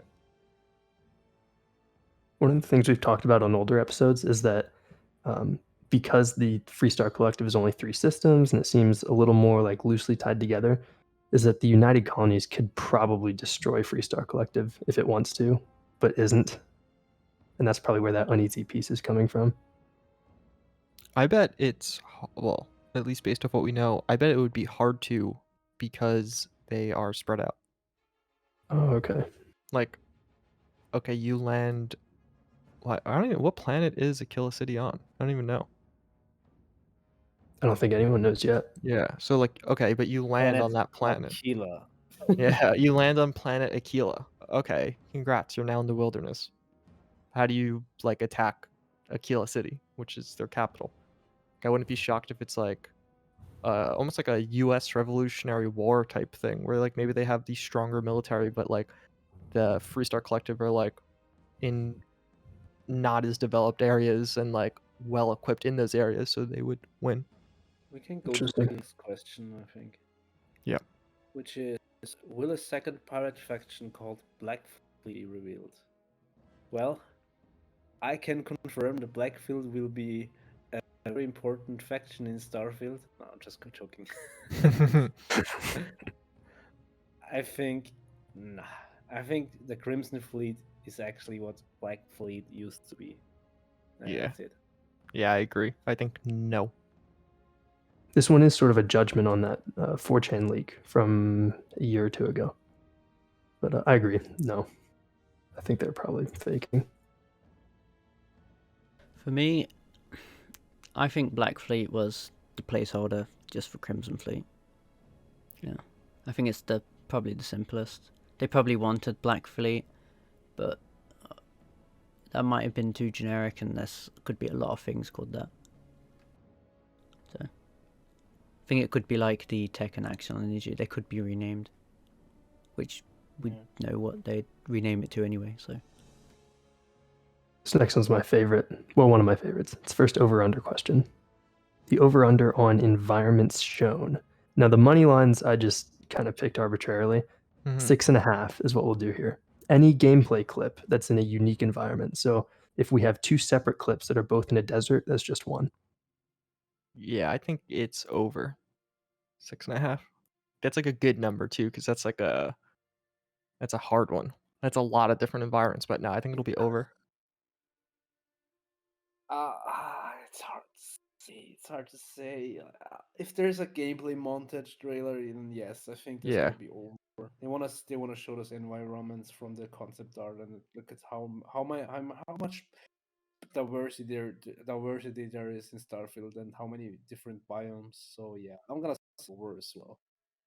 But I wouldn't be surprised if they only show like 3 or 4 locations. I would. I actually feel pretty strongly that they will show. I just think because exploration's like seemingly such a huge feature, I think they'll like rapid fire at one moment and like just be like, oh yeah, here's a ton of cool places you'll be able to explore. I think that's like a quintessential thing they have to show off. It depends on if they just have like a few biomes at all in the game for planets. Like, let's say they have 7 different kind of biomes for planets, then wouldn't it make Yeah. sense to only show like 3 or 4 and the rest of them like kind of like for you to explore and find it when the game comes out? So it's hard to say. So, But I feel like we'll even see. just in Fallout 76, you have like 5 or 6 biomes. Yeah, it's true. So I think in Starfield they'll definitely like yeah, I don't know. I think it'll be close to 6.5. I don't know if it'll go over it though. I'm gonna pick the under, pretty much only because you two picked the over. So I'll be the dissenter. Yeah, I think over is probably more likely as well, just because of those. They do a lot of those like montages at E3, just like quick gameplay clips showing exploration, or even in a combat montage, they could do the same sort of thing. So I'm arguing in your case, but I'm going to go against you and say under. Atom Bomb Baby. Yeah. I mean, that song fits into everything. Like, it could fit into Starfield trailer. Come on, just put it in. What's that, David? Is it David Bowie? The Starman? Yeah. They just have that. Yeah. Yeah, that one is a pretty good contender as well for like a hype trailer, hype montage trailer. Careful, we'll get struck down. Even have a custom version of Starman. Thinking of that song, does anyone remember that one trailer for Fallout 4 that got removed for a copyright reason? No. No, what? Do you remember Bethesda always do live action trailers, right? Yeah. Well, their Wanderer trailer. Wanderer? Yeah, that got flagged. It's only available in re-uploads. The songwriter said, I don't know, they were complaining that Bethesda didn't license the song or something. That's wild. But trailers like that, yeah, we're talking about licensed songs. Are just it's an interesting fact. I think they took down the trailer from the official YouTube channel. Yeah. That's true. It's I think only re-uploads. they actually patched the game so it's no more appearing in the game. I think it's still there. Pretty sure. Still in it? Yeah. Not sure. I think it was more to do with the trailer. Like they weren't. Oh, okay. If they didn't have the rights to use it in the trailer, but they had the rights to use it in the game. I don't know how. Nobody would have probably listened to the song. It probably gave them much more awareness of the song and that. Yeah. I just thought that was interesting. My answer, I'm gonna go above. I'm gonna say like 8.5 environments. Okay. Yeah, I think that's where I'm at. I think that's a good guess. Do you think Bethesda too much credit? And that's coming from me. I'll see. I'll be surprised. I think we can finish this category in one shot, probably. Yeah. So this is like a lottery round almost. We have 3 characters that were mentioned in Emil Pagliarulo's letter that was on his computer screen: Commander Kibwe Kande, UC Fleet Admiral Pascal Logan, and Lieutenant John Tuala. Will each of them be shown in the showcase? We'd have to have some like proof that it's them. And then will the showcase reveal intelligent aliens? That one's a bit of a more substantial. Yeah, consequential. Yeah, exactly. Yeah. I think I'm gonna go, because this is like a complete crapshoot basically. So I'm gonna go yes, no, and then intelligent aliens. That's I don't know. That's no. I don't know. I don't think so. So 1 yes and then 3 no's. Yeah, I don't think they're going to show intelligent aliens because I don't think they need to. Like, intelligent aliens, I think very likely could be in the game, but I don't think they would have to show that in the showcase because there's so many other things that like people are eager to see that like they could just save that one for when you actually get it or a later trailer or something. Yeah. I'm gonna go with no, yes, no. Because it's pretty random if like we have no clue if either of them gonna show up. So yeah, could be like they could show for like a mission as a gameplay part of the gameplay demo, like a mission where you talk to some of those characters. So yeah, I'll go with no, yes, no. And for intelligent aliens, I'll say damn, I'm having a deja vu here right now. I say no, not for the showcase, and I even go as far as say no for the game. I think they're gonna tease it like at the end of the game that you will know that yes, there is an intelligent alien race that exists that is still alive, but that will be part of the mystery going forward into this whole Starfield universe, into the further installments, like in the next Starfield game, or maybe Yeah. even like a new DLC coming out, which will bring even more lore about them, whether you put more artifacts or whatever. And I think it's gonna be either yes, intelligent aliens will show up at the end of the game, or they're gonna teach them that they exist, that they are listening, watching, communicate with you, whatever, but they're not gonna show up. I think this will still, like Todd said, some answers won't be answered on purpose. Like not everything is gonna get an answer on purpose. And I think intelligent aliens is such a big thing, such a big question about our own universe as well. So no, I don't think we'll get an answer for that. And I've shared this on a couple episodes before, but my dream ending to the game is like we see an alien spaceship, the hatch opens, and you see like its silhouette as it starts walking down the ramp, credits roll. And then in Starfield 2, we've assimilated, you can play as an alien full 9 yards, like several years have passed. Yeah. That would Yeah, that would be the dream. really crazy, but it would also feel kind of like Starfield going too much into the direction of Mass Effect, which I don't like. I love Mass Effect; it's still my favorite sci-fi universe of all time. But I like Starfield to be more realistic. Like, yes, okay, there's intelligent aliens. It shouldn't be like the whole universe opening up and suddenly in the next game there's like 9 different alien races you can meet, like only that other type of alien race, and it's still gonna be a big mystery in the game. Like even like if there's like confirmed alien species, even like trading going on between those races, between this new race and humans, it should still be a mystery, and you should only slowly learn and how understand how everything there is. And it could be then even like the main plot for the second game could be like that there's even like a third race, which is like an evil race or something, which like tries to exterminate everything. Like I don't know, I'm going way too far beyond here, but yeah, I think intelligent aliens, teaser at the end, like you said, probably like how they look like. I don't even think so. I think it's gonna be only like, okay, we know that there is something there, but we don't know what it is. We just know it is intelligent, and that's the end of Starfield. Roll credits. For the 3 people. Oh, sorry. Go ahead. No, sorry. It could be completely different. Like, it could suddenly like the whole after 10 minutes you start the game and there's like six different alien species already. we don't know jack shit about the game actually. To be honest, to be really honest. I think I'm gonna go. So you see Fleet Admiral Pascal Logan sounds like he has the highest rank out of those 3 people, as opposed to Commander and Lieutenant. But I'm gonna go in line with Juice and say yes to Commander Kibwe Kande, pretty much only because I really like his name. And then for intelligent aliens, I think it's highly likely that they're in the game because we have that like monolith thing there was that drawing of it in the trailer. I don't think we see them at the showcase though. I think we're going to see maybe one of them briefly. You know, they greet the player. I don't know. Maybe there's an animation for that. Could be kind of cool or something. I don't know.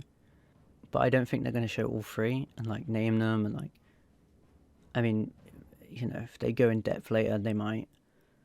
You know, Emil might do another video where he talks about each faction. I don't know. And with aliens, like Mitch was saying, with the monolith, I think that's how the game's going to end. Yeah, with the reveal of an alien race or something. Do they show that at the showcase though? No, I wouldn't say. I think that's like the end of the game. That's the end of the story. Mm. Then what do you think? Maybe you said one gets shown. Who do you think? John Dwala? I'm gonna say Pascal Logan, just because I've been using that name on Discord a bunch. That's awesome. I like the name Logan. Like, I'm a huge Wolverine fan, so that's a cool name. Okay. Getting a little close to the end here. We're on the last two categories, and these are both smaller categories. So thank you so much for sticking with us for running long on time. Will Starfield be shown at the beginning, middle, or end of the showcase? Beginning is first in line, end is very, very last, middle is anything else.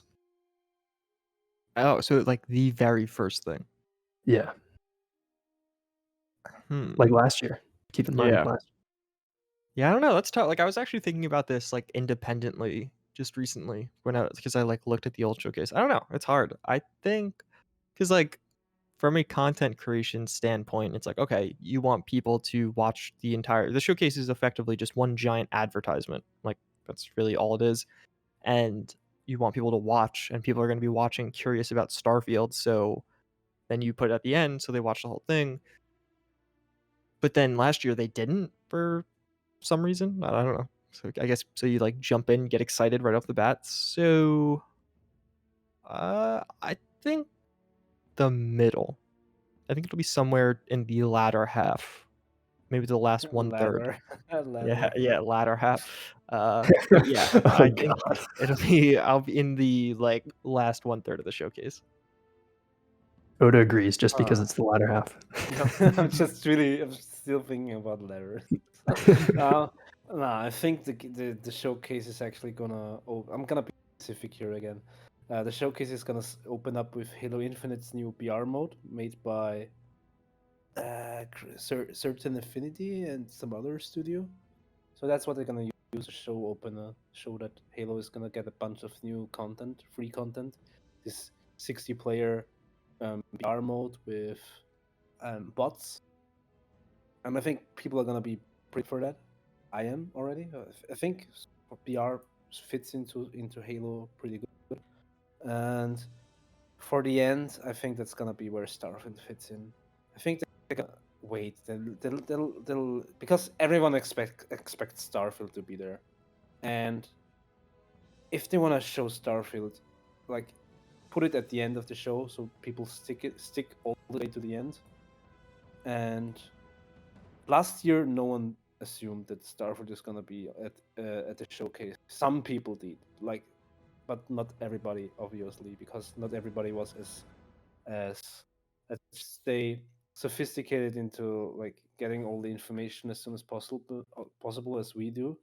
So, like as far as as when you talk about casuals, like this year, lots of people expecting Starfield, like even non-BGS fans, and that's why they're gonna put it at the end of the showcase to show the big game at the end. And yeah, I think that's how it's gonna roll. So end. Oda? Can you hear me? Yeah. Well, now I Yeah. can. You couldn't hear me the whole time? No, we could. Did you say No. end or No, like? did you hear me talking about like Yeah. the beginning and the end of Yeah. the showcase? Yeah. But what No, are you I'm picking the done. middle or the end? Oh, the end. Sorry. Yeah. Okay. The Imagine end. the whole time Yeah. you're just like waiting. I thought I got my point clear. I guess. I'm gonna say end as well. Well, okay. I think it's gonna be near the end. Whether they throw in like here's Indiana Jones right at the end, like just another little teaser that leaves people talking to close with. I could see them doing that. I do think Starfield would be the last like big one, like last lengthy time sort of game. I'm gonna say end, but I do think there's a possibility that it's second to last. The reason I believe that this is gonna be the case is that whatever comes after, like a new announcement of a game after Starfield's big reveal, it will like get thrown under the rug a bit, under the bus. Because like remember 2018 when we finally revealed Cyberpunk at the showcase? It was right at the end. Yeah, it's like the mic drop. Yeah, imagine if there's like after that there's like another game being announced. It would have been forgotten. So Yeah. if Starfield is gonna be the big thing, then there shouldn't be anything else. But I could be wrong. I could be totally wrong. But I think it's gonna Yeah, be I think you're wrong. Because I think they are gonna do like I think we see other Bethesda game studios stuff here. Like whether it just be a mobile game yeah, or just Fallout true. 76. And like I feel like they are going to start with Starfield and then like show Fallout 76 right after. Like it'll probably just be some forgettable trailer, but I think they'll group them like that. So like I don't think it'll be the last thing for that reason. Mhm. I can't wait to find out what's gonna be right on that Yeah. one. Yeah. Because middle would feel so weird for me, but it could make sense as well. Yeah. I could see it being first though. Like I don't think it'll be the end, but I could see it being first. I think that's plausible. Do it again like last year. That's Yeah. gonna be interesting. Yeah. What is your opinion, Yzra? Well, didn't they just announce like extended the Yeah. extent? I think 12. I think Starfield could be at the beginning, like last time. I feel like unless they want Avowed to be a flagship, I think Starfield's gonna be the.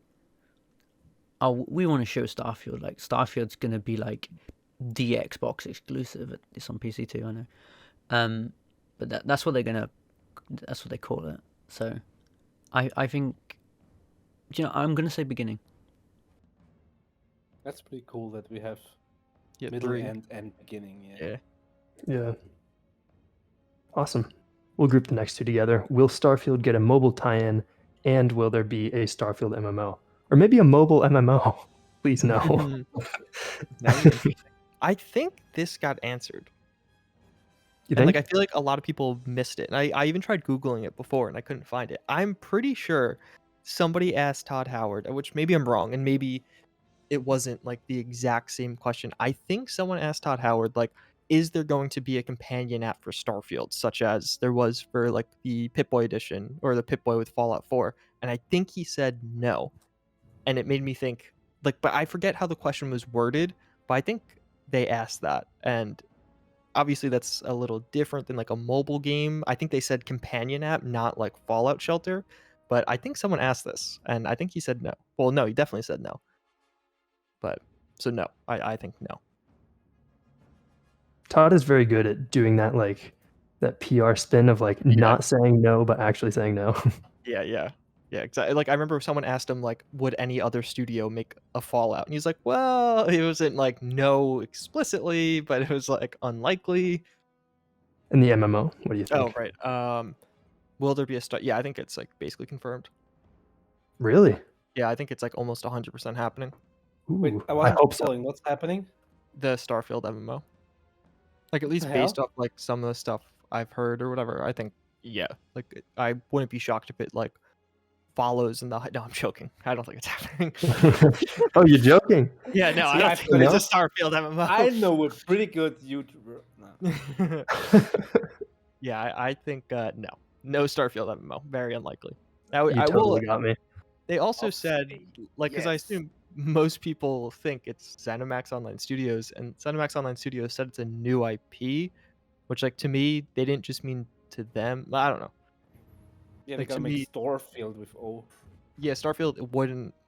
I mean, it is a new IP, but I don't know. Yeah, no, I don't. Plus, just from like a financial perspective, like it's an unproven IP. It would be weird to like. do that. Let's say in 10 years when Starfield is like the ultimate Yeah.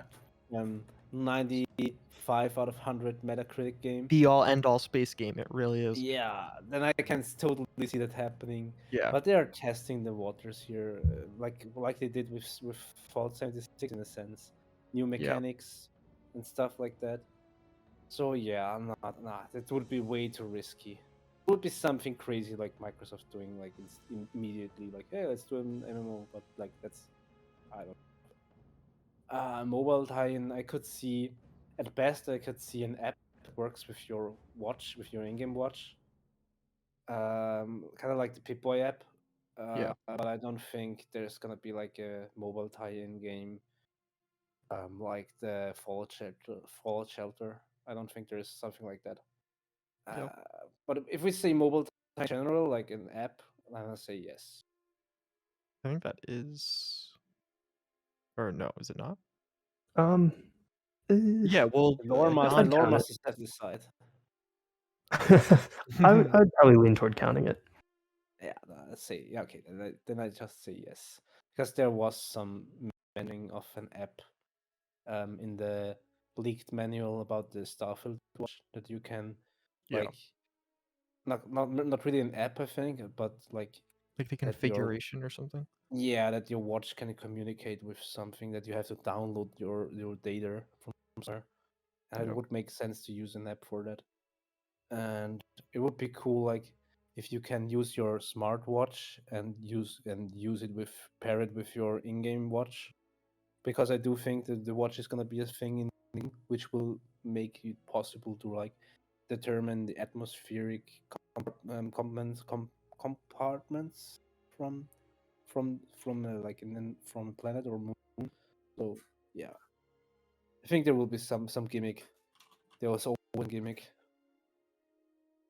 They like doing their gimmicks. So yeah. Yeah, I think they might do a tie-in, like a companion app, but maybe something to do with the watch. You said, but an MMO. Now, with this, I kind of want to derail and like Todd in like 2010, 11, he said he genuinely doesn't like MMOs. This is what I remember, and this was like a year or two before ESO was announced. Like obviously he knew that was in development, but that was probably ZeniMax that wanted that. Yeah. Like they wanted 76 as the MMO Fallout, so to say. Yeah. More in the vein of Destiny than what ESO is, like the WoW kind of, Yeah. But maybe one day, if like when Todd steps out the picture, I mean, with Microsoft, they don't really have that pressure. Like nobody's gonna force them to make a multiplayer Starfield game.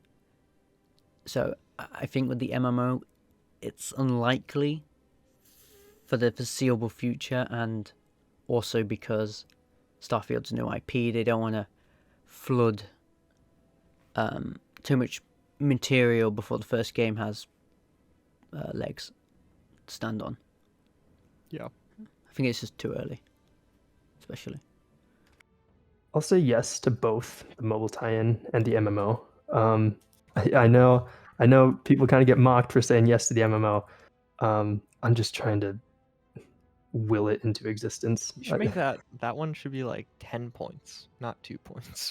There really is a Starfield MMO revealed. I don't know. I mean, there's no evidence that I can think of in favor of it being like in development, like real world, but just thinking in Starfield's universe, like they have a canvas that's so big that you could make an MMO and any number of single player games without any of them ever touching each other. So Yeah. that's the only thing I can really say in favor of the MMO, but I'm just saying yes. I just think that would be shocking, because then that turns Starfield into like I don't know how much game production cost, but let's just say like a $600 million investment or $500 million investment, which like that's pretty insane. Not that they couldn't, but like if you calculate how much Bethesda Game Studios between dev time and like production costs, and then also ZeniMax Online Studios for this totally unproven IP.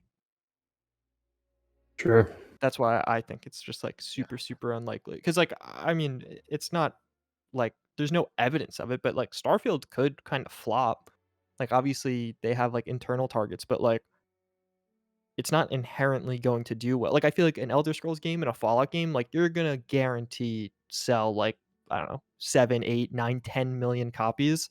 I don't think Starfield, like the Todd Howard brand is like pretty strong, but I don't think Starfield has that same power with like the general public, because it might just not be as appealing to some people. I spend a lot of time thinking about like the Xbox gamer that doesn't really pay attention. They might watch the showcase every year, but they just buy like Madden, Call of Duty, they bought Halo. Yeah. who don't really pay attention to RPGs, what are they thinking about Starfield? Because I'm sure Yeah. that's a huge target for Bethesda. And yeah, that kind of goes in line with what you're saying. I don't think an MMO grabs that audience.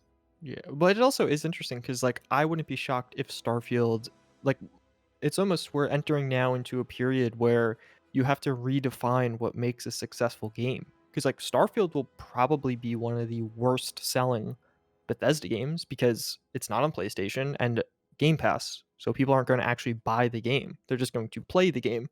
So like I would guess it's going to sell less copies than Fallout 4, but that doesn't, it's like now it's a completely different metric for success, which will be interesting.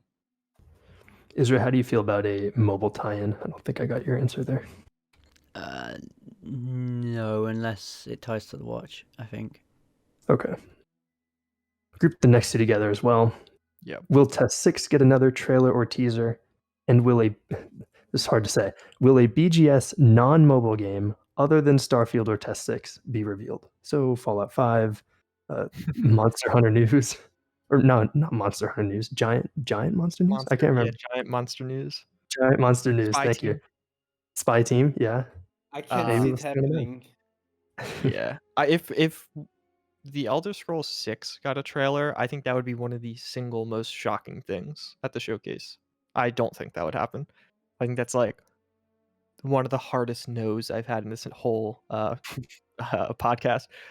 Another non-mobile game. So I think like there's two realistic contenders here. I think you have a Fallout 4 remaster, which could be a thing. It seems fairly unlikely. Like I would say You're still not giving up on that. no. Like that's like the only thing I think that there's like hope for, even a remote amount. Like if someone said a Fallout 3 remaster, no way. Like maybe they're doing it. There's no way they would reveal it, but it wouldn't be ready. So a Fallout 4 remaster or Spy Team, whatever Spy Team is. And I don't know if that's mobile, if that's because seemingly Heavy confirmed Spy Team is real, but then he also confirmed that they stopped working on it. So I think no. But I would be so happy if I was wrong. Like this for me personally, I would love for this one to be wrong. Because like everyone's bummed about Starfield being delayed. If they somehow like pull out another game, like they actually release a Fallout 4 remaster, that'd be like the perfect little gap to like entertain everyone for like 5 months while we wait. Oh yeah, totally. Yeah, for tier 6, I think people should be strong and start inhaling that copium. Get another 4 years to see Yeah. that trailer. Sorry. Get ready, yeah. So yeah, and non-mobile game BGS not this year, maybe next year. Except maybe for random stuff like Fallout 4 remaster, of course. But whatever they are doing besides Starfield and Test 6, if they announce it now, it would just be blown away from Starfield. So if they show Starfield and then they show this other game, maybe probably just like a title announcement, it would be forgotten quite soon. And I don't think they like that. They like to surprise people, and whatever they have been working on, I don't think it's ready. Or if it's ready, I don't think it's a good idea to show it right now. Shortly after the delay of Starfield, because if they're like, hey, I know we delayed Starfield, but we're also working on this new game. So like everyone is like, you're already working on Starfield. We want Test 6, and now you're working even on another game. So like that game would be teared to shreds, whatever it is. Yeah. So People will be mad. yeah. I do think though it's not a question. I think they have a mobile game, and I think they reveal and maybe even release the mobile game. The But I Fallout just- Shelter treatment. Yeah, like I don't know what, because Todd Howard has like said in interviews he loves that. I don't think it's a Starfield mobile game, but I think there is a mobile game, and I think they reveal it, and like I think they would ideally like to be able to just like drop it the day of or next day. Yeah. But who knows? Yeah. I think about mobile games, yeah, it's something Montreal has been working on. Yeah, and and Roundhouse maybe or whatever they are. I don't know. I'll say Yeah. I don't think Test 6 gets another teaser. As far as the other BGS game, I'm going to say no to that as well, but that doesn't necessarily rule out a remaster of an old BGS game, because there are the rumors of another studio that Xbox is basically using as a remaster studio. I can't remember which one it is. Yeah. But I could see that happening.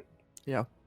I'm gonna say they might show a Elder Scrolls 6 teaser, and this would probably be Microsoft's idea, if anything. I don't Yeah, think that's That's I what I had was the thinking. same- I Yeah. had the same thought. but people were worried it might overshadow Starfield. But if this showcase is just condensed and then they do the one after with like the deeper dive, I don't think a Test 6 teaser is really gonna hurt Starfield. Like, I don't know. Maybe they revealed the title of Elder Scrolls 6 or something like that. It's probably just going to be Hammerfell or something like that. Release date.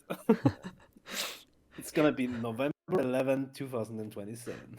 Or I mean, like, there could be a lot of potential that like TES 6 is just Skyrim 2. Exactly. I've had a joke like lining up.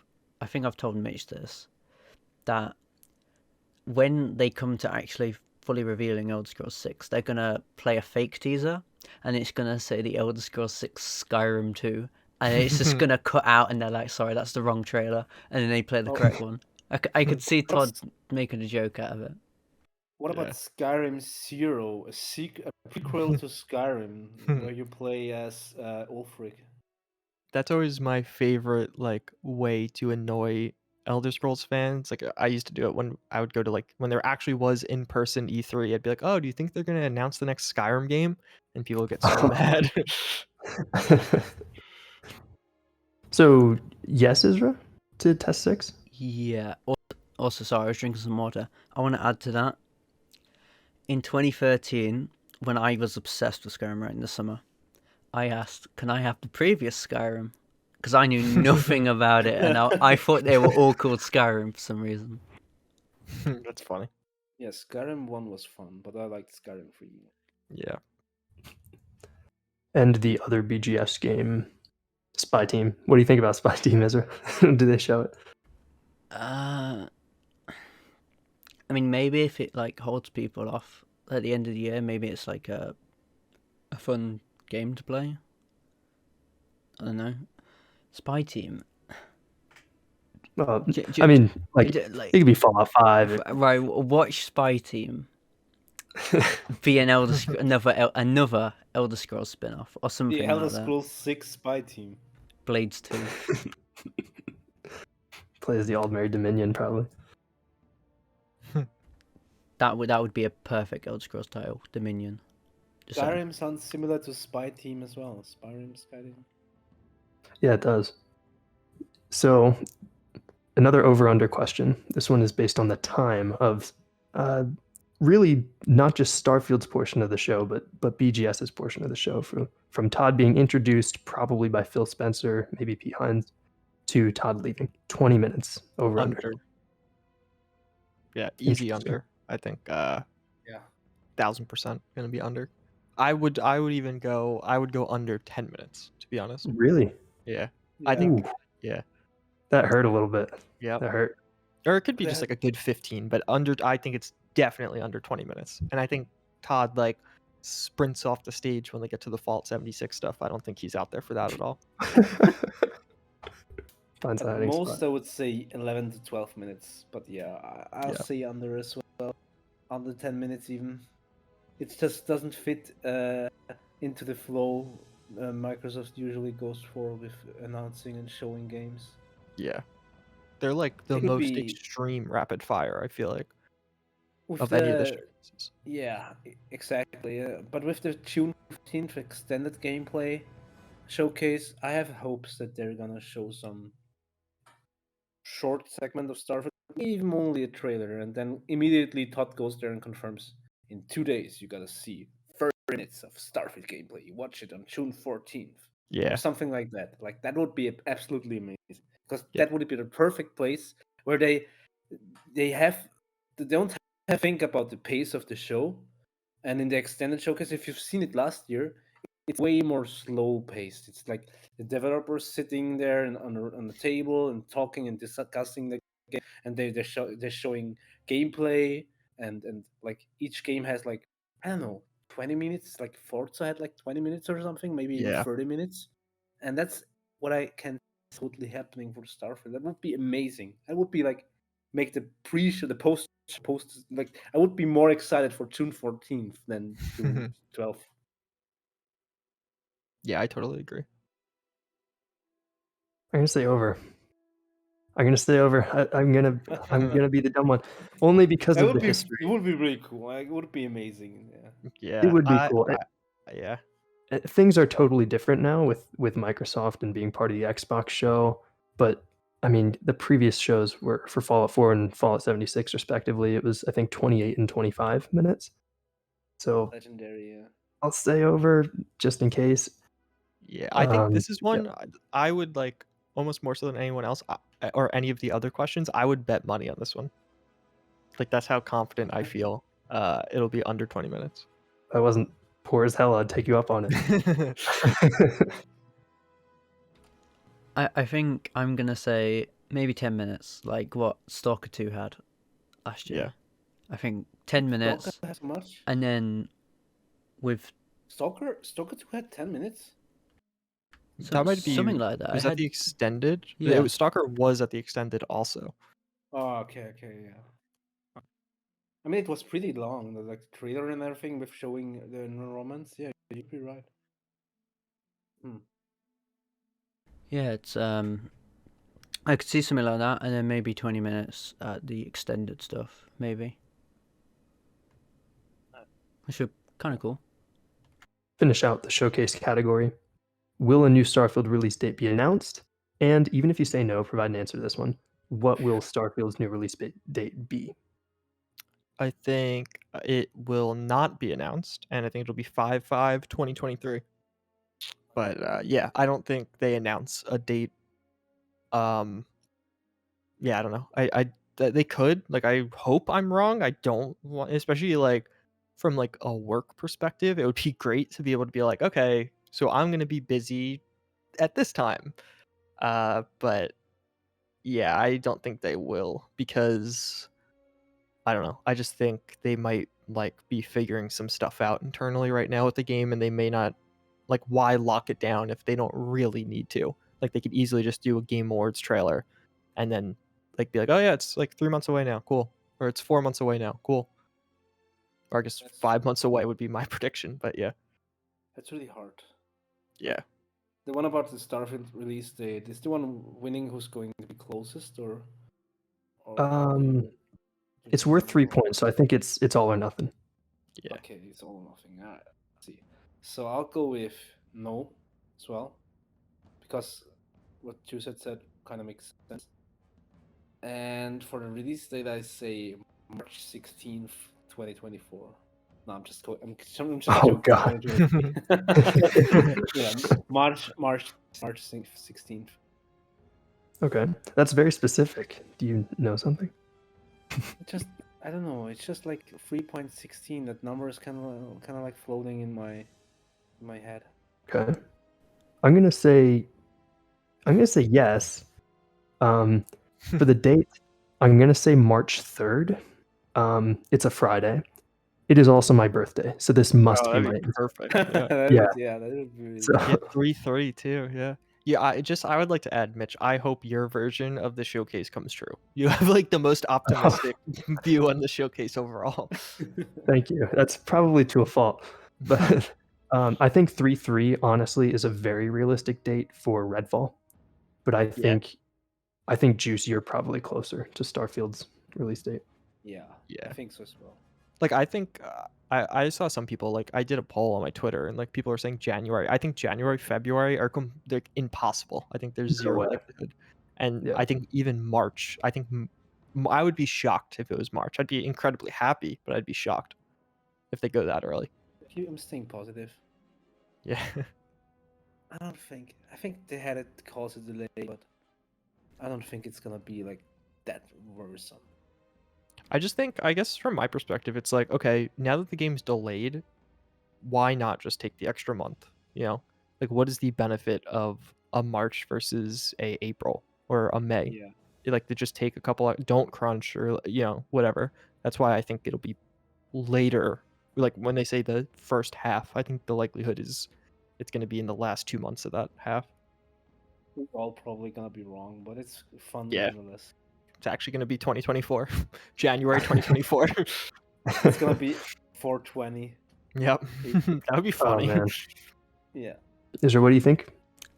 Release date and I don't think they might not announce it. I think if they don't announce it, safer bet is maybe QuakeCon, but probably Game Awards. I think the Game Awards is like Jeff will really want to like he'd love to do that, like the old Spike reveal Skyrim stuff of days. Like I could see him like campaigning for that to Todd Howard already. I could see Jeff go, "Ooh, this year's a bit silent. Ooh, we could reveal the new Starfield date." Yeah. So It could be a stacked Game Awards, honestly, because there's the rumor Avowed is the first half of 2023 also. So then like the Game Awards then becomes like the big show, because there's really nothing else before Naughty 3. Yeah, Or- the Game Awards are like growing hugely. I think it's Jeff Keighley's one of his most successful things. Yeah, and obviously like it was just a couple years ago we had like the massive reveal of that new Fast and Furious game right at the end, which just like blew everyone away. Microsoft even revealed the Series X at the Game Awards in 2019. Oh yeah, I forgot about that actually. Yeah. the 14 teraflops. Hellblade. No, that trailer is hilarious because nobody knew what it was. They saw a car. They were like Forza. They saw Master Chief. They were like Halo, and they just zoom out and there's this box, and they're like, "Holy shit!" It's a new box. Yeah, but they did just announce today actually that E3 is apparently coming back next year in person too, which I'm super excited for. Oh, interesting. Yeah, it's not the same when there's no E3. No, and like I personally love it because it's like the opportunity to like see all the YouTubers I know. Like we would just see each other at E3, and then we have to wait another year. So it'll be cool to like see all the Bethesda YouTubers again. That's awesome. Yeah. What date do you think, Yzra? The date. Is it bad I want to say my birthday? No, not at all. Okay, I'm going to say May the 30th, 2023. Do you know what day of the week that is? No, I have no idea. I'm checking. It's May Tuesday. 30th is a Tuesday. Yeah, it could happen. It could. I like that. Actually, every like I think from February to June, every like day, month, like 5/5, 4/4, 3/3, those are all weekdays. So it could be any of those are open. Yeah. If Todd wants to do the thing. I think if you like look back at their past 3 games, they've dropped on random days. Yeah. So like a like, Wednesday, a Friday, a Tuesday. Yeah. So I think Juice, I love how you describe that as if Todd wants to do the thing, and we all know. Yep. He just likes that thing. Yeah. Yeah. And speaking of things Todd likes. Oh, nice. It's the last category. It's all about the man, the myth, the legend, Todd. Will Todd wear that? Well, will he wear a very expensive leather jacket? Yeah. Or I'm gonna be mad. Like he better wear a leather jacket. It's like an omen. Starfield's gonna be bad if he doesn't. Yeah, if he doesn't, Starfield bombed. Like that's gonna be a controversial release. Did he wear a leather jacket during last year's showcase? I don't think he did. Did he? I did. I'm pretty sure. Didn't he wear a sweater or something? Or a pullover? Oh, I can't even remember. Someone check that. I think he Yeah, did. I'm looking. And I think he Really? I knows feel the like I meme. would know if he didn't, you know? I No, think you're right, he didn't. I'm saying Oh, no. I'm going with no. And that's oh my god. So yeah, I think he knows the memes and he's not gonna wear one. on He is purpose. wearing a very, very expensive Rolex though. Like a $50,000 Rolex in this video. So maybe he upgraded. He's like, screw the jacket. Went to Rolexes and sweaters. He's gonna either, Pawn the jacket for the I watch. think he's gonna either wear a sweater or like a pullover or a hoodie. Like a vest where you can like with a zipper, which you can put on and have it open. Microsoft said something. No more leather jackets. Yeah.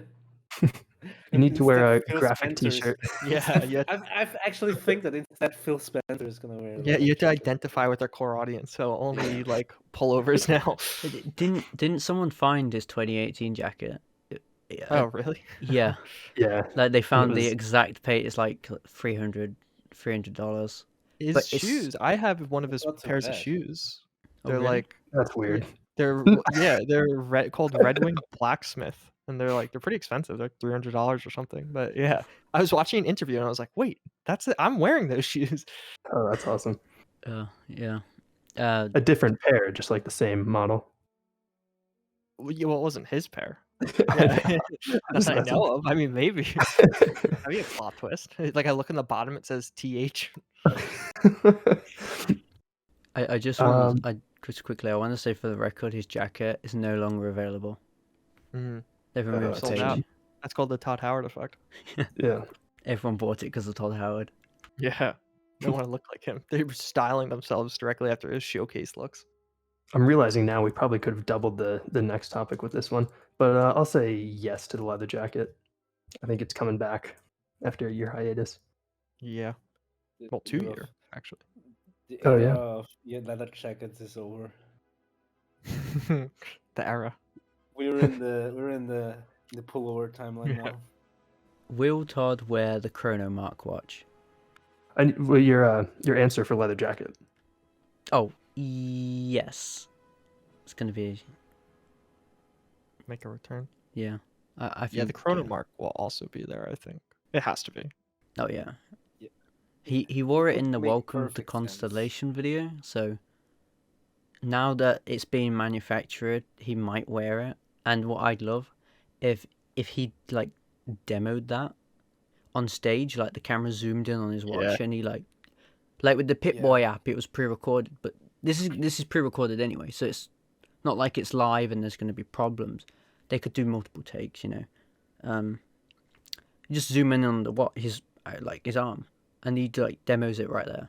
That would be an awesome moment to me, anyway. Yes, as well. Yeah. It just makes so much sense. It's just something. There's not much you have to prepare for. Just the watch on your wrist and say, oh, by the way, this is what you're going to get in the collector's edition or something like that. And this is so cool because you can do this and that, and then they show off a brief trailer or something, like a tease, what it's capable of. Yeah, it just makes so much sense. He didn't wear it in the first Into the Starfield though. That's true.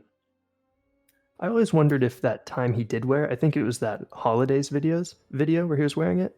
I It was wondered the if that was Welcome to a Constellation. response. I think. Oh, was it? Oh, Yeah, that's like right. the one we found late, remember? Yeah. I think it's still unlisted actually. Yeah. But What? I think always wondered if that was a response to the manual that I think Odah found. Yeah, probably. I wouldn't be shocked if they do stuff like the Starfield breaker background. Like I feel like that was a thing that they would have used and then didn't. Yeah. Because it leaked. Mhm. Yeah, I concur. I think we'll see the watch. I think we can probably just finish these last in one go. They're all about things that Todd will say, Yeah. will or will not. So his use of the word dynamic. This one's not a meme, but I really think it should be. Because he likes that word dynamic. Over under 1.5. Will Todd mention Skyrim? Will Todd insult the audience, like in 2018 when he called us degenerates? And will Todd, this is my favorite one in the whole list, will Todd drop an F-bomb? I think Todd over for dynamic. I think he'll be saying a lot of dynamic stuff. I think Dynamic feel. yeah, I could see him saying, I don't know why, but I envision dynamic economy or something like that. Oh, yeah. But maybe that's too ambitious, but I think that gets said. I think I don't know, I think he mentioned Skyrim because it's such a meme. And it is interesting where I don't inherently know what to make of it, but Todd Howard has compared Starfield to Skyrim in space numerous times, and not Fallout in space, where it's just interesting he's comparing it to the decade-old title, not the 7 and 4-year-old title. I don't think he'll insult the audience, and I don't think he'll drop an F-bomb. Yeah, I I actually think Microsoft will reel him in a little bit. Yeah, gotta keep it PG for the Xbots. not only that, but the reason I think we don't see or we don't hear an F-bomb or an audience generate thing, I feel like when you compare 2015's Fallout 4 announcement and Fallout 76 announcement, one of them was scripted. Felt scripted at least, and one Yeah. of them felt more like he really like when they announced Fallout 4. You really felt like how much excited he was to like finally talk about the game and the joy you could hear in his words. And when he said like that famous like, as far as stupid gimmick goes, this is the best fucking one. There's like it's more like being really proud and like really Yeah. like, being really excited to drop that and then it didn't feel scripted. It felt something like he just said like out of the blue. Yeah. And for that, when you put it in contrast with the 76 announcement, it was way more paced. He was telling lots of jokes and his usual storytelling again. It probably also has been scripted in the Fallout 4 reveal, but when it was like the F-bomb, this goes in the fucking dark. It sounds like he especially tried to highlight that F-bomb, and it felt really scripted in my opinion. And same with the audience to generate stuff. So I don't know. So it felt kind of scripted to me in the 76, and the way how 76 went to, with the audience later. I'm sure they're gonna do the same for Starfield. And for mentioning Skyrim, I think this is a pretty safe bet. So I'll go with yes. And dynamic, yeah. What I can't hear him say that like 10 times in a row. So yeah, yes. Without any specific meaning, I just say he's. Yeah, I'll take the over on dynamic as well. I think he has to mention Skyrim. I mean, he doesn't have to, but how can he not? You know, I think we do hear Skyrim. I don't think he'll insult us. The degenerates thing, that hasn't. I don't know. That was a really strange thing to happen, and I don't mean by insult. Like we all take it lightly, like it's a joke, of course. But I don't know. That was just an odd moment. I don't think it'll happen again. I do think there will be another F-bomb. I could see that happening. Gonna be his marketing from now. Like his Oh, and by the way, move. the F-bomb is worth 2 points. just because. Oh. Okay, so I'm going to be strange in my answers. Will Todd mention Skyrim? When does Todd not mention Skyrim? Okay, will he insult the right? The context to the degenerates thing was, he was saying you can play this game in portrait mode. He's talking about blades, and he's like, so you have a hand free. And then the audience started laughing. I was like, for holding your coffee, what you degenerates? Like that's the context. He knew that he knew what he was doing. And I, so maybe Actually, not to cut you off, but just like a fun fact from what I heard, Todd Howard is actually like very vulgar, apparently. Like, yeah, I've heard. Yeah, he has a potty mouth. In his early Bethesda days, there's old like message on. He used to be quiet.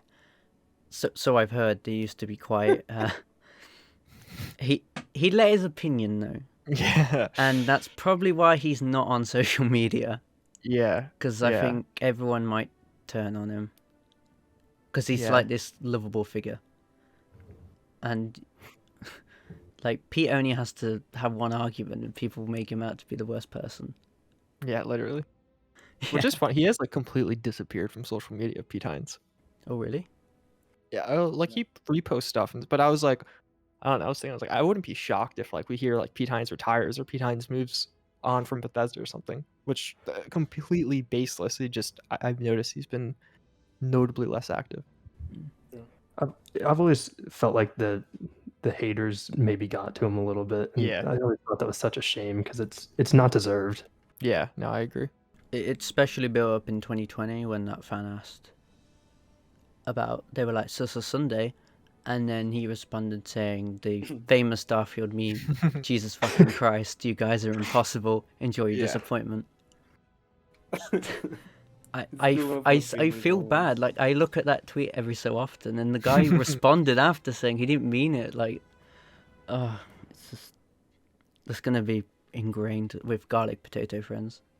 Yeah. But with the F-bomb, I heard nobody before 2015 swore at E3. Like, they Oh, weren't, really? nobody ever swore. Like, that was like a Can't rule remember or doing something. that.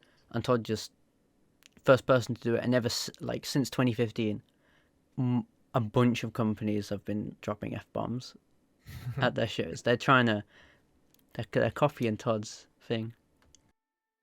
Kind of interesting, but I think it's tradition at this point. He might say it. Probably, yeah.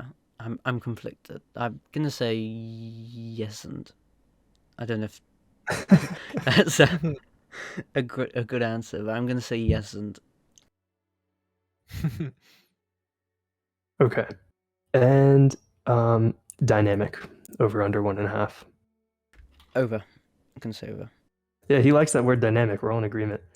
Yeah. It's gonna say our new dynamic systems, the new dynamic creation engine, the new dynamic settlement system. I don't know. New dynamic List could go on. He could put microtransactions. dynamic next to anything.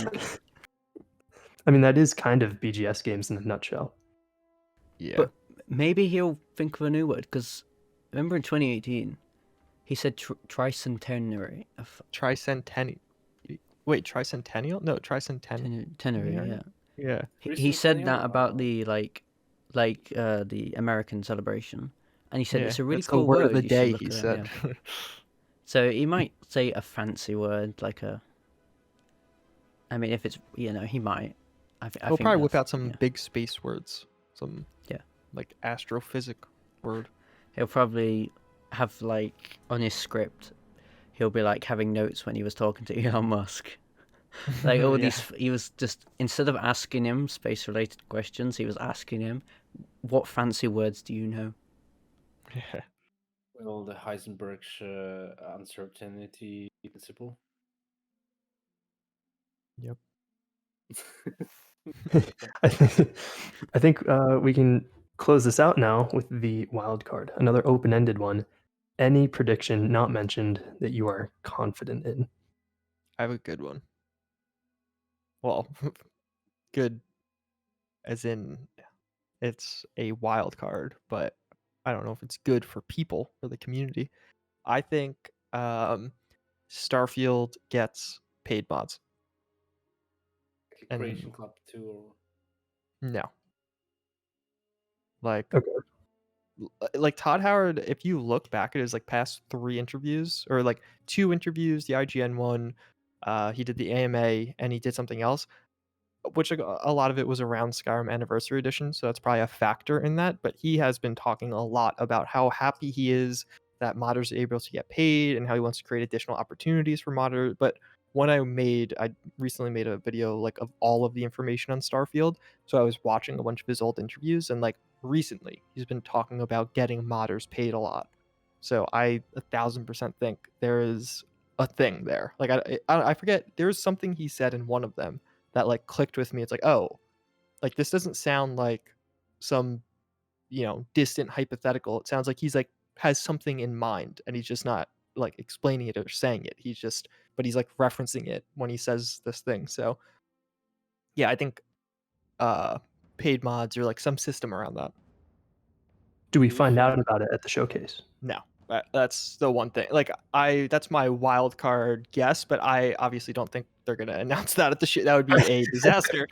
But I think that happens. I think it'll be like a last minute thing Okay. that happens. Do you think free mods will still be a thing? Oh yeah, no, I don't think it'll be like exclusively paid mods or anything like that. I just think like similar to Creation Club. I don't think they'll call it Creation Club because that has such a negative connotation now. Like people hate Creation Club, but I think something like paid mods will come back. some rendition of that. Constellation Club. Yeah, Constellation Club. Yeah, yeah. I don't know. I mean, yeah. People should listen. I don't even know what it was. I think he talks about it in the AMA, and I know he talks about it in the IGN interview, and I think there's one more, the other most recent interview where he like talked about it again, and I was like, okay, that's a lot of talking about this thing. Interesting. That's interesting. But that's more of an out there. I don't know if it's definitely going to happen, but it's just kind of a fun one, or not really fun, but it's not just like, oh yeah, I think there's going to be a mobile game, spicy and exciting. I think I'm gonna go something with what we might be able to see during the showcase, or some of the gameplay videos. Dual wielding. Yeah. Dual wielding will return from Skyrim, I believe. For guns and whatever.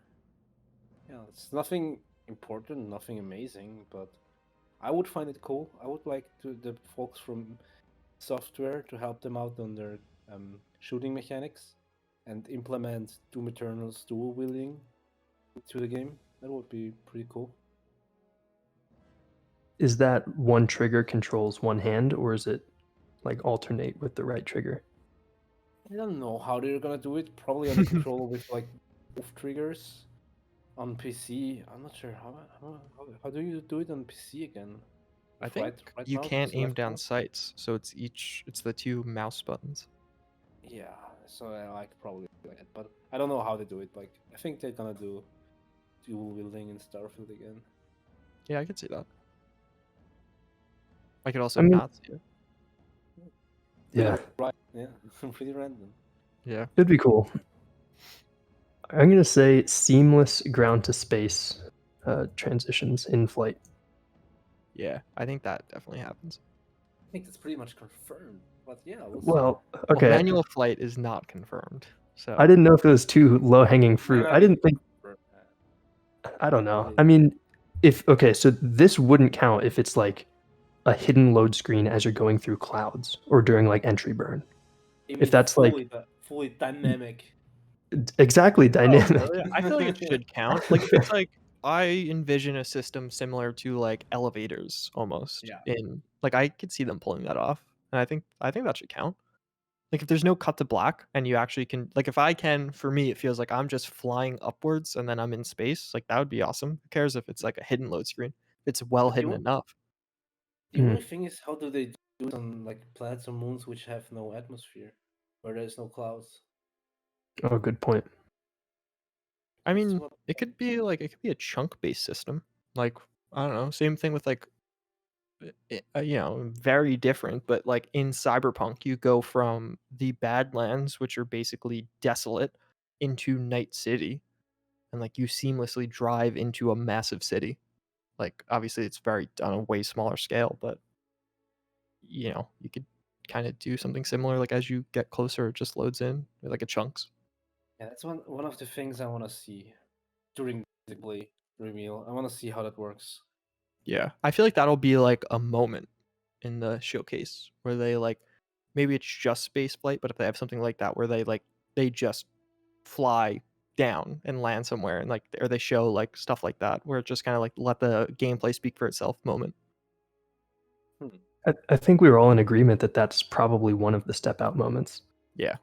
It could be like coming out of the vault, and that could be something they show at the showcase. It would be pretty big. Yeah. I'm getting tired. Yzra? For me, what's my wild card gonna be? A limited edition Xbox Series X going on sale for I don't know the end of 2022 or for launch day. They might reveal that. They want to be it to be a flagship. They did a Halo console. They've been doing limited edition they've started doing that again, and I think they're going to reveal that and put that on sale. Yeah. Yeah, I could see this happening. Yeah. Yeah. I think that's likely. Especially because like console, I feel like it makes sense like a lot of people will want a next gen console for Starfield. So then you just buy the console and it comes with Starfield. Yeah. Or it looks like Starfield. I don't know. Is that still a thing? Do they still sell consoles with like one game? Yeah, I think so. I think they did with Halo. Yeah. Or I mean, if anything, you get Game Pass. So Yeah. I'm a little worried that they hold off on that announcement. This is a cynical view, but they might hold off on that announcement so that people who would buy the Starfield limited edition buy a regular one, and then they announce the Starfield one. Like, now you got to Yeah. get another. yeah. I'll be falling in that boat. But... Yeah. All right. Any closing thoughts? I feel like no matter what, I'm excited. Like I'm just excited to find out. Like I'm not even specifying about what. I'm just excited to like find out about this game in general, like whatever they show. Whether it be like a 2-minute quick rapid fire gameplay thing or like a full 30 minutes or like a 7-minute, somewhere in between. Like I just think it's nice that it's like finally we'll get to see this for real. I agree. Like, it's been so long. It's been 4 years since the teaser. Yeah. It's been, I don't know, 8 years since I know of this game already. Like, when does it stop? When does it finally Yeah. release? When do we finally see that game? Or even Like, I don't know if you remember, Mitch. I don't think you were there yet, Odah, but like when we got the leaked images, and it was like yeah. we had like this moment of like, wait, so this is all we're gonna have for like the next 2 years. Like it's just these stupid pictures where it's like because after like the novelty of more of it's like, oh yeah, so now we're just like it was all exciting at first, and it's like, okay, that's it. Like now we just gotta Yeah. wait for another several years.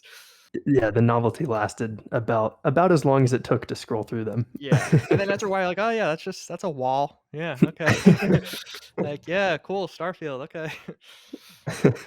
It's been such a long road, and it looks like we still have to gonna wait a little further. And I I can't picture myself playing this game anymore. It just feels like so surreal that we Yeah. finally get to see it. And I'm just scared. I want this to be over. I just want to play the game. And like, I've never been so much sophisticated into one single game as I have been with Starfield. Like, literally, I've started like come into talks with actual insiders who are pretty well known in the industry, like people like Jason Schreier, Jeff Grubb, Klobrille recently, even people like famous YouTubers like Juicehead here or Tyler. He was on our Discord for some time, which is a pretty funny story. But like there's so many different facets and aspects of the whole Starfield story that has happened and transpired in the past 2 years that it's just crazy. And I love every single moment of it, but I would not want to live through all that again. Yeah. Have you not like written 80-page documents for other games? This is the first time you've done that? Can't remember. Maybe I did it like when I was 6 years old for Yeah. Modular. No, it's just like it's crazy. Like I'm probably never gonna do that for any game. Like not even Test 6 or something. Like it's just Yeah. everything is coming apart together. Like everything is coming together. Everything is clicking together. Sci-fi, my favorite type of genre. My favorite game developer.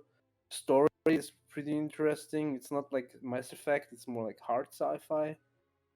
It's just everything is working, and Yeah. this could be the game I always wanted to play. So Yeah. And I feel like I'm excited. especially with Starfield, like with the timing, I think for a lot of people with like how it worked, where like a lot of people got introduced with like Skyrim or like Fallout New Vegas when they were like younger. So a lot of people excited for Starfield, they're kind of like young adult right now, where it's like you still have like a ton of free time or you have like summers off or you're in school, blah blah blah.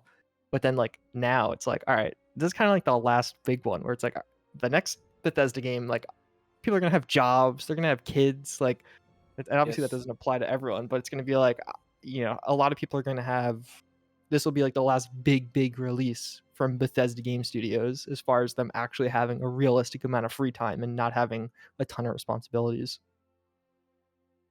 Exactly. Like I actually plan to take off a week from work just to play that game, and I'm Yeah. not gonna be able to do the same, or I'm probably not gonna want to do the same for Test 6.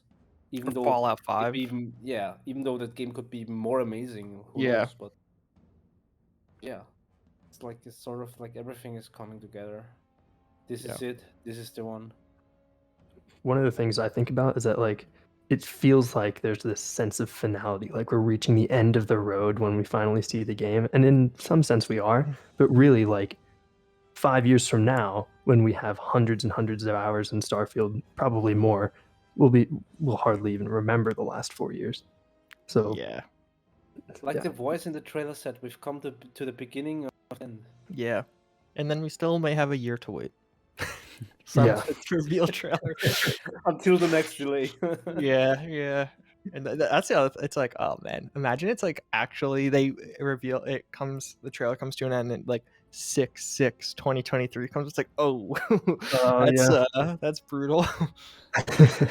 Oh yeah. That's a legit possibility because Redfall's got to fit in there before Starfield. Yep. And Avowed, if that rumor's true, like I don't think they want them releasing on top of each other either. So Yikes. Yeah. All right. Thank you so much to both of our guests. Please plug anything you would like. You've been with us for 3 hours. It's the least we can do. yeah, just I'm happy to be here. Thank you for having me. I make YouTube videos sometimes, and yeah, you can find me under Juicehead on YouTube. Also find actually a bunch of vape products under Juicehead if you Google it. I've discovered, which I No don't know what affiliate. that's about. But yeah, Hashtag not vape related to me. But yeah, Okay. Yeah, actually, thanks for having me here as well. It's been my second time now, and hopefully I can do a third time and even another time because it's really funny with you. Like it's really fun with you too, and with you as well, Juicehead. So Yeah. it's really cool. Maybe this constellation could happen in the future again. That would be Yeah. pretty cool. yeah. I mean, I'm sure everything will die down like a month and a half after the showcase, and we could do it again. Exactly, and I just can't wait to see what the future is gonna bring to us, and what else we're gonna see and find and discover about the Starfield, because we still have some time until the release. Yeah. So, even though we're gonna get a lot of news next week probably, and then in the coming month and weeks, it's still gonna be an exciting road ahead. And if you wanna see me, I sometimes stream on Twitch. You just look for my name, and yeah, that's it, I guess, for me. It's pretty late already. It's like 1:30. It's Oh, almost is like- it really? Yeah. Oh, you're later than I thought on the time zone. I'm sorry. Yeah. 0027. All right. Well, I guess we'll wrap it up then. This has been the Lorefield Podcast. If you're a regular listener, you'll know that we normally do the recommendations right now. I think we'll probably hold off on that segment this month just because we've been on long enough. But thank you so much, everybody, for listening. Until next month, we'll talk about the showcase and break it down for a year, probably. Later. Bye. Bye. See you.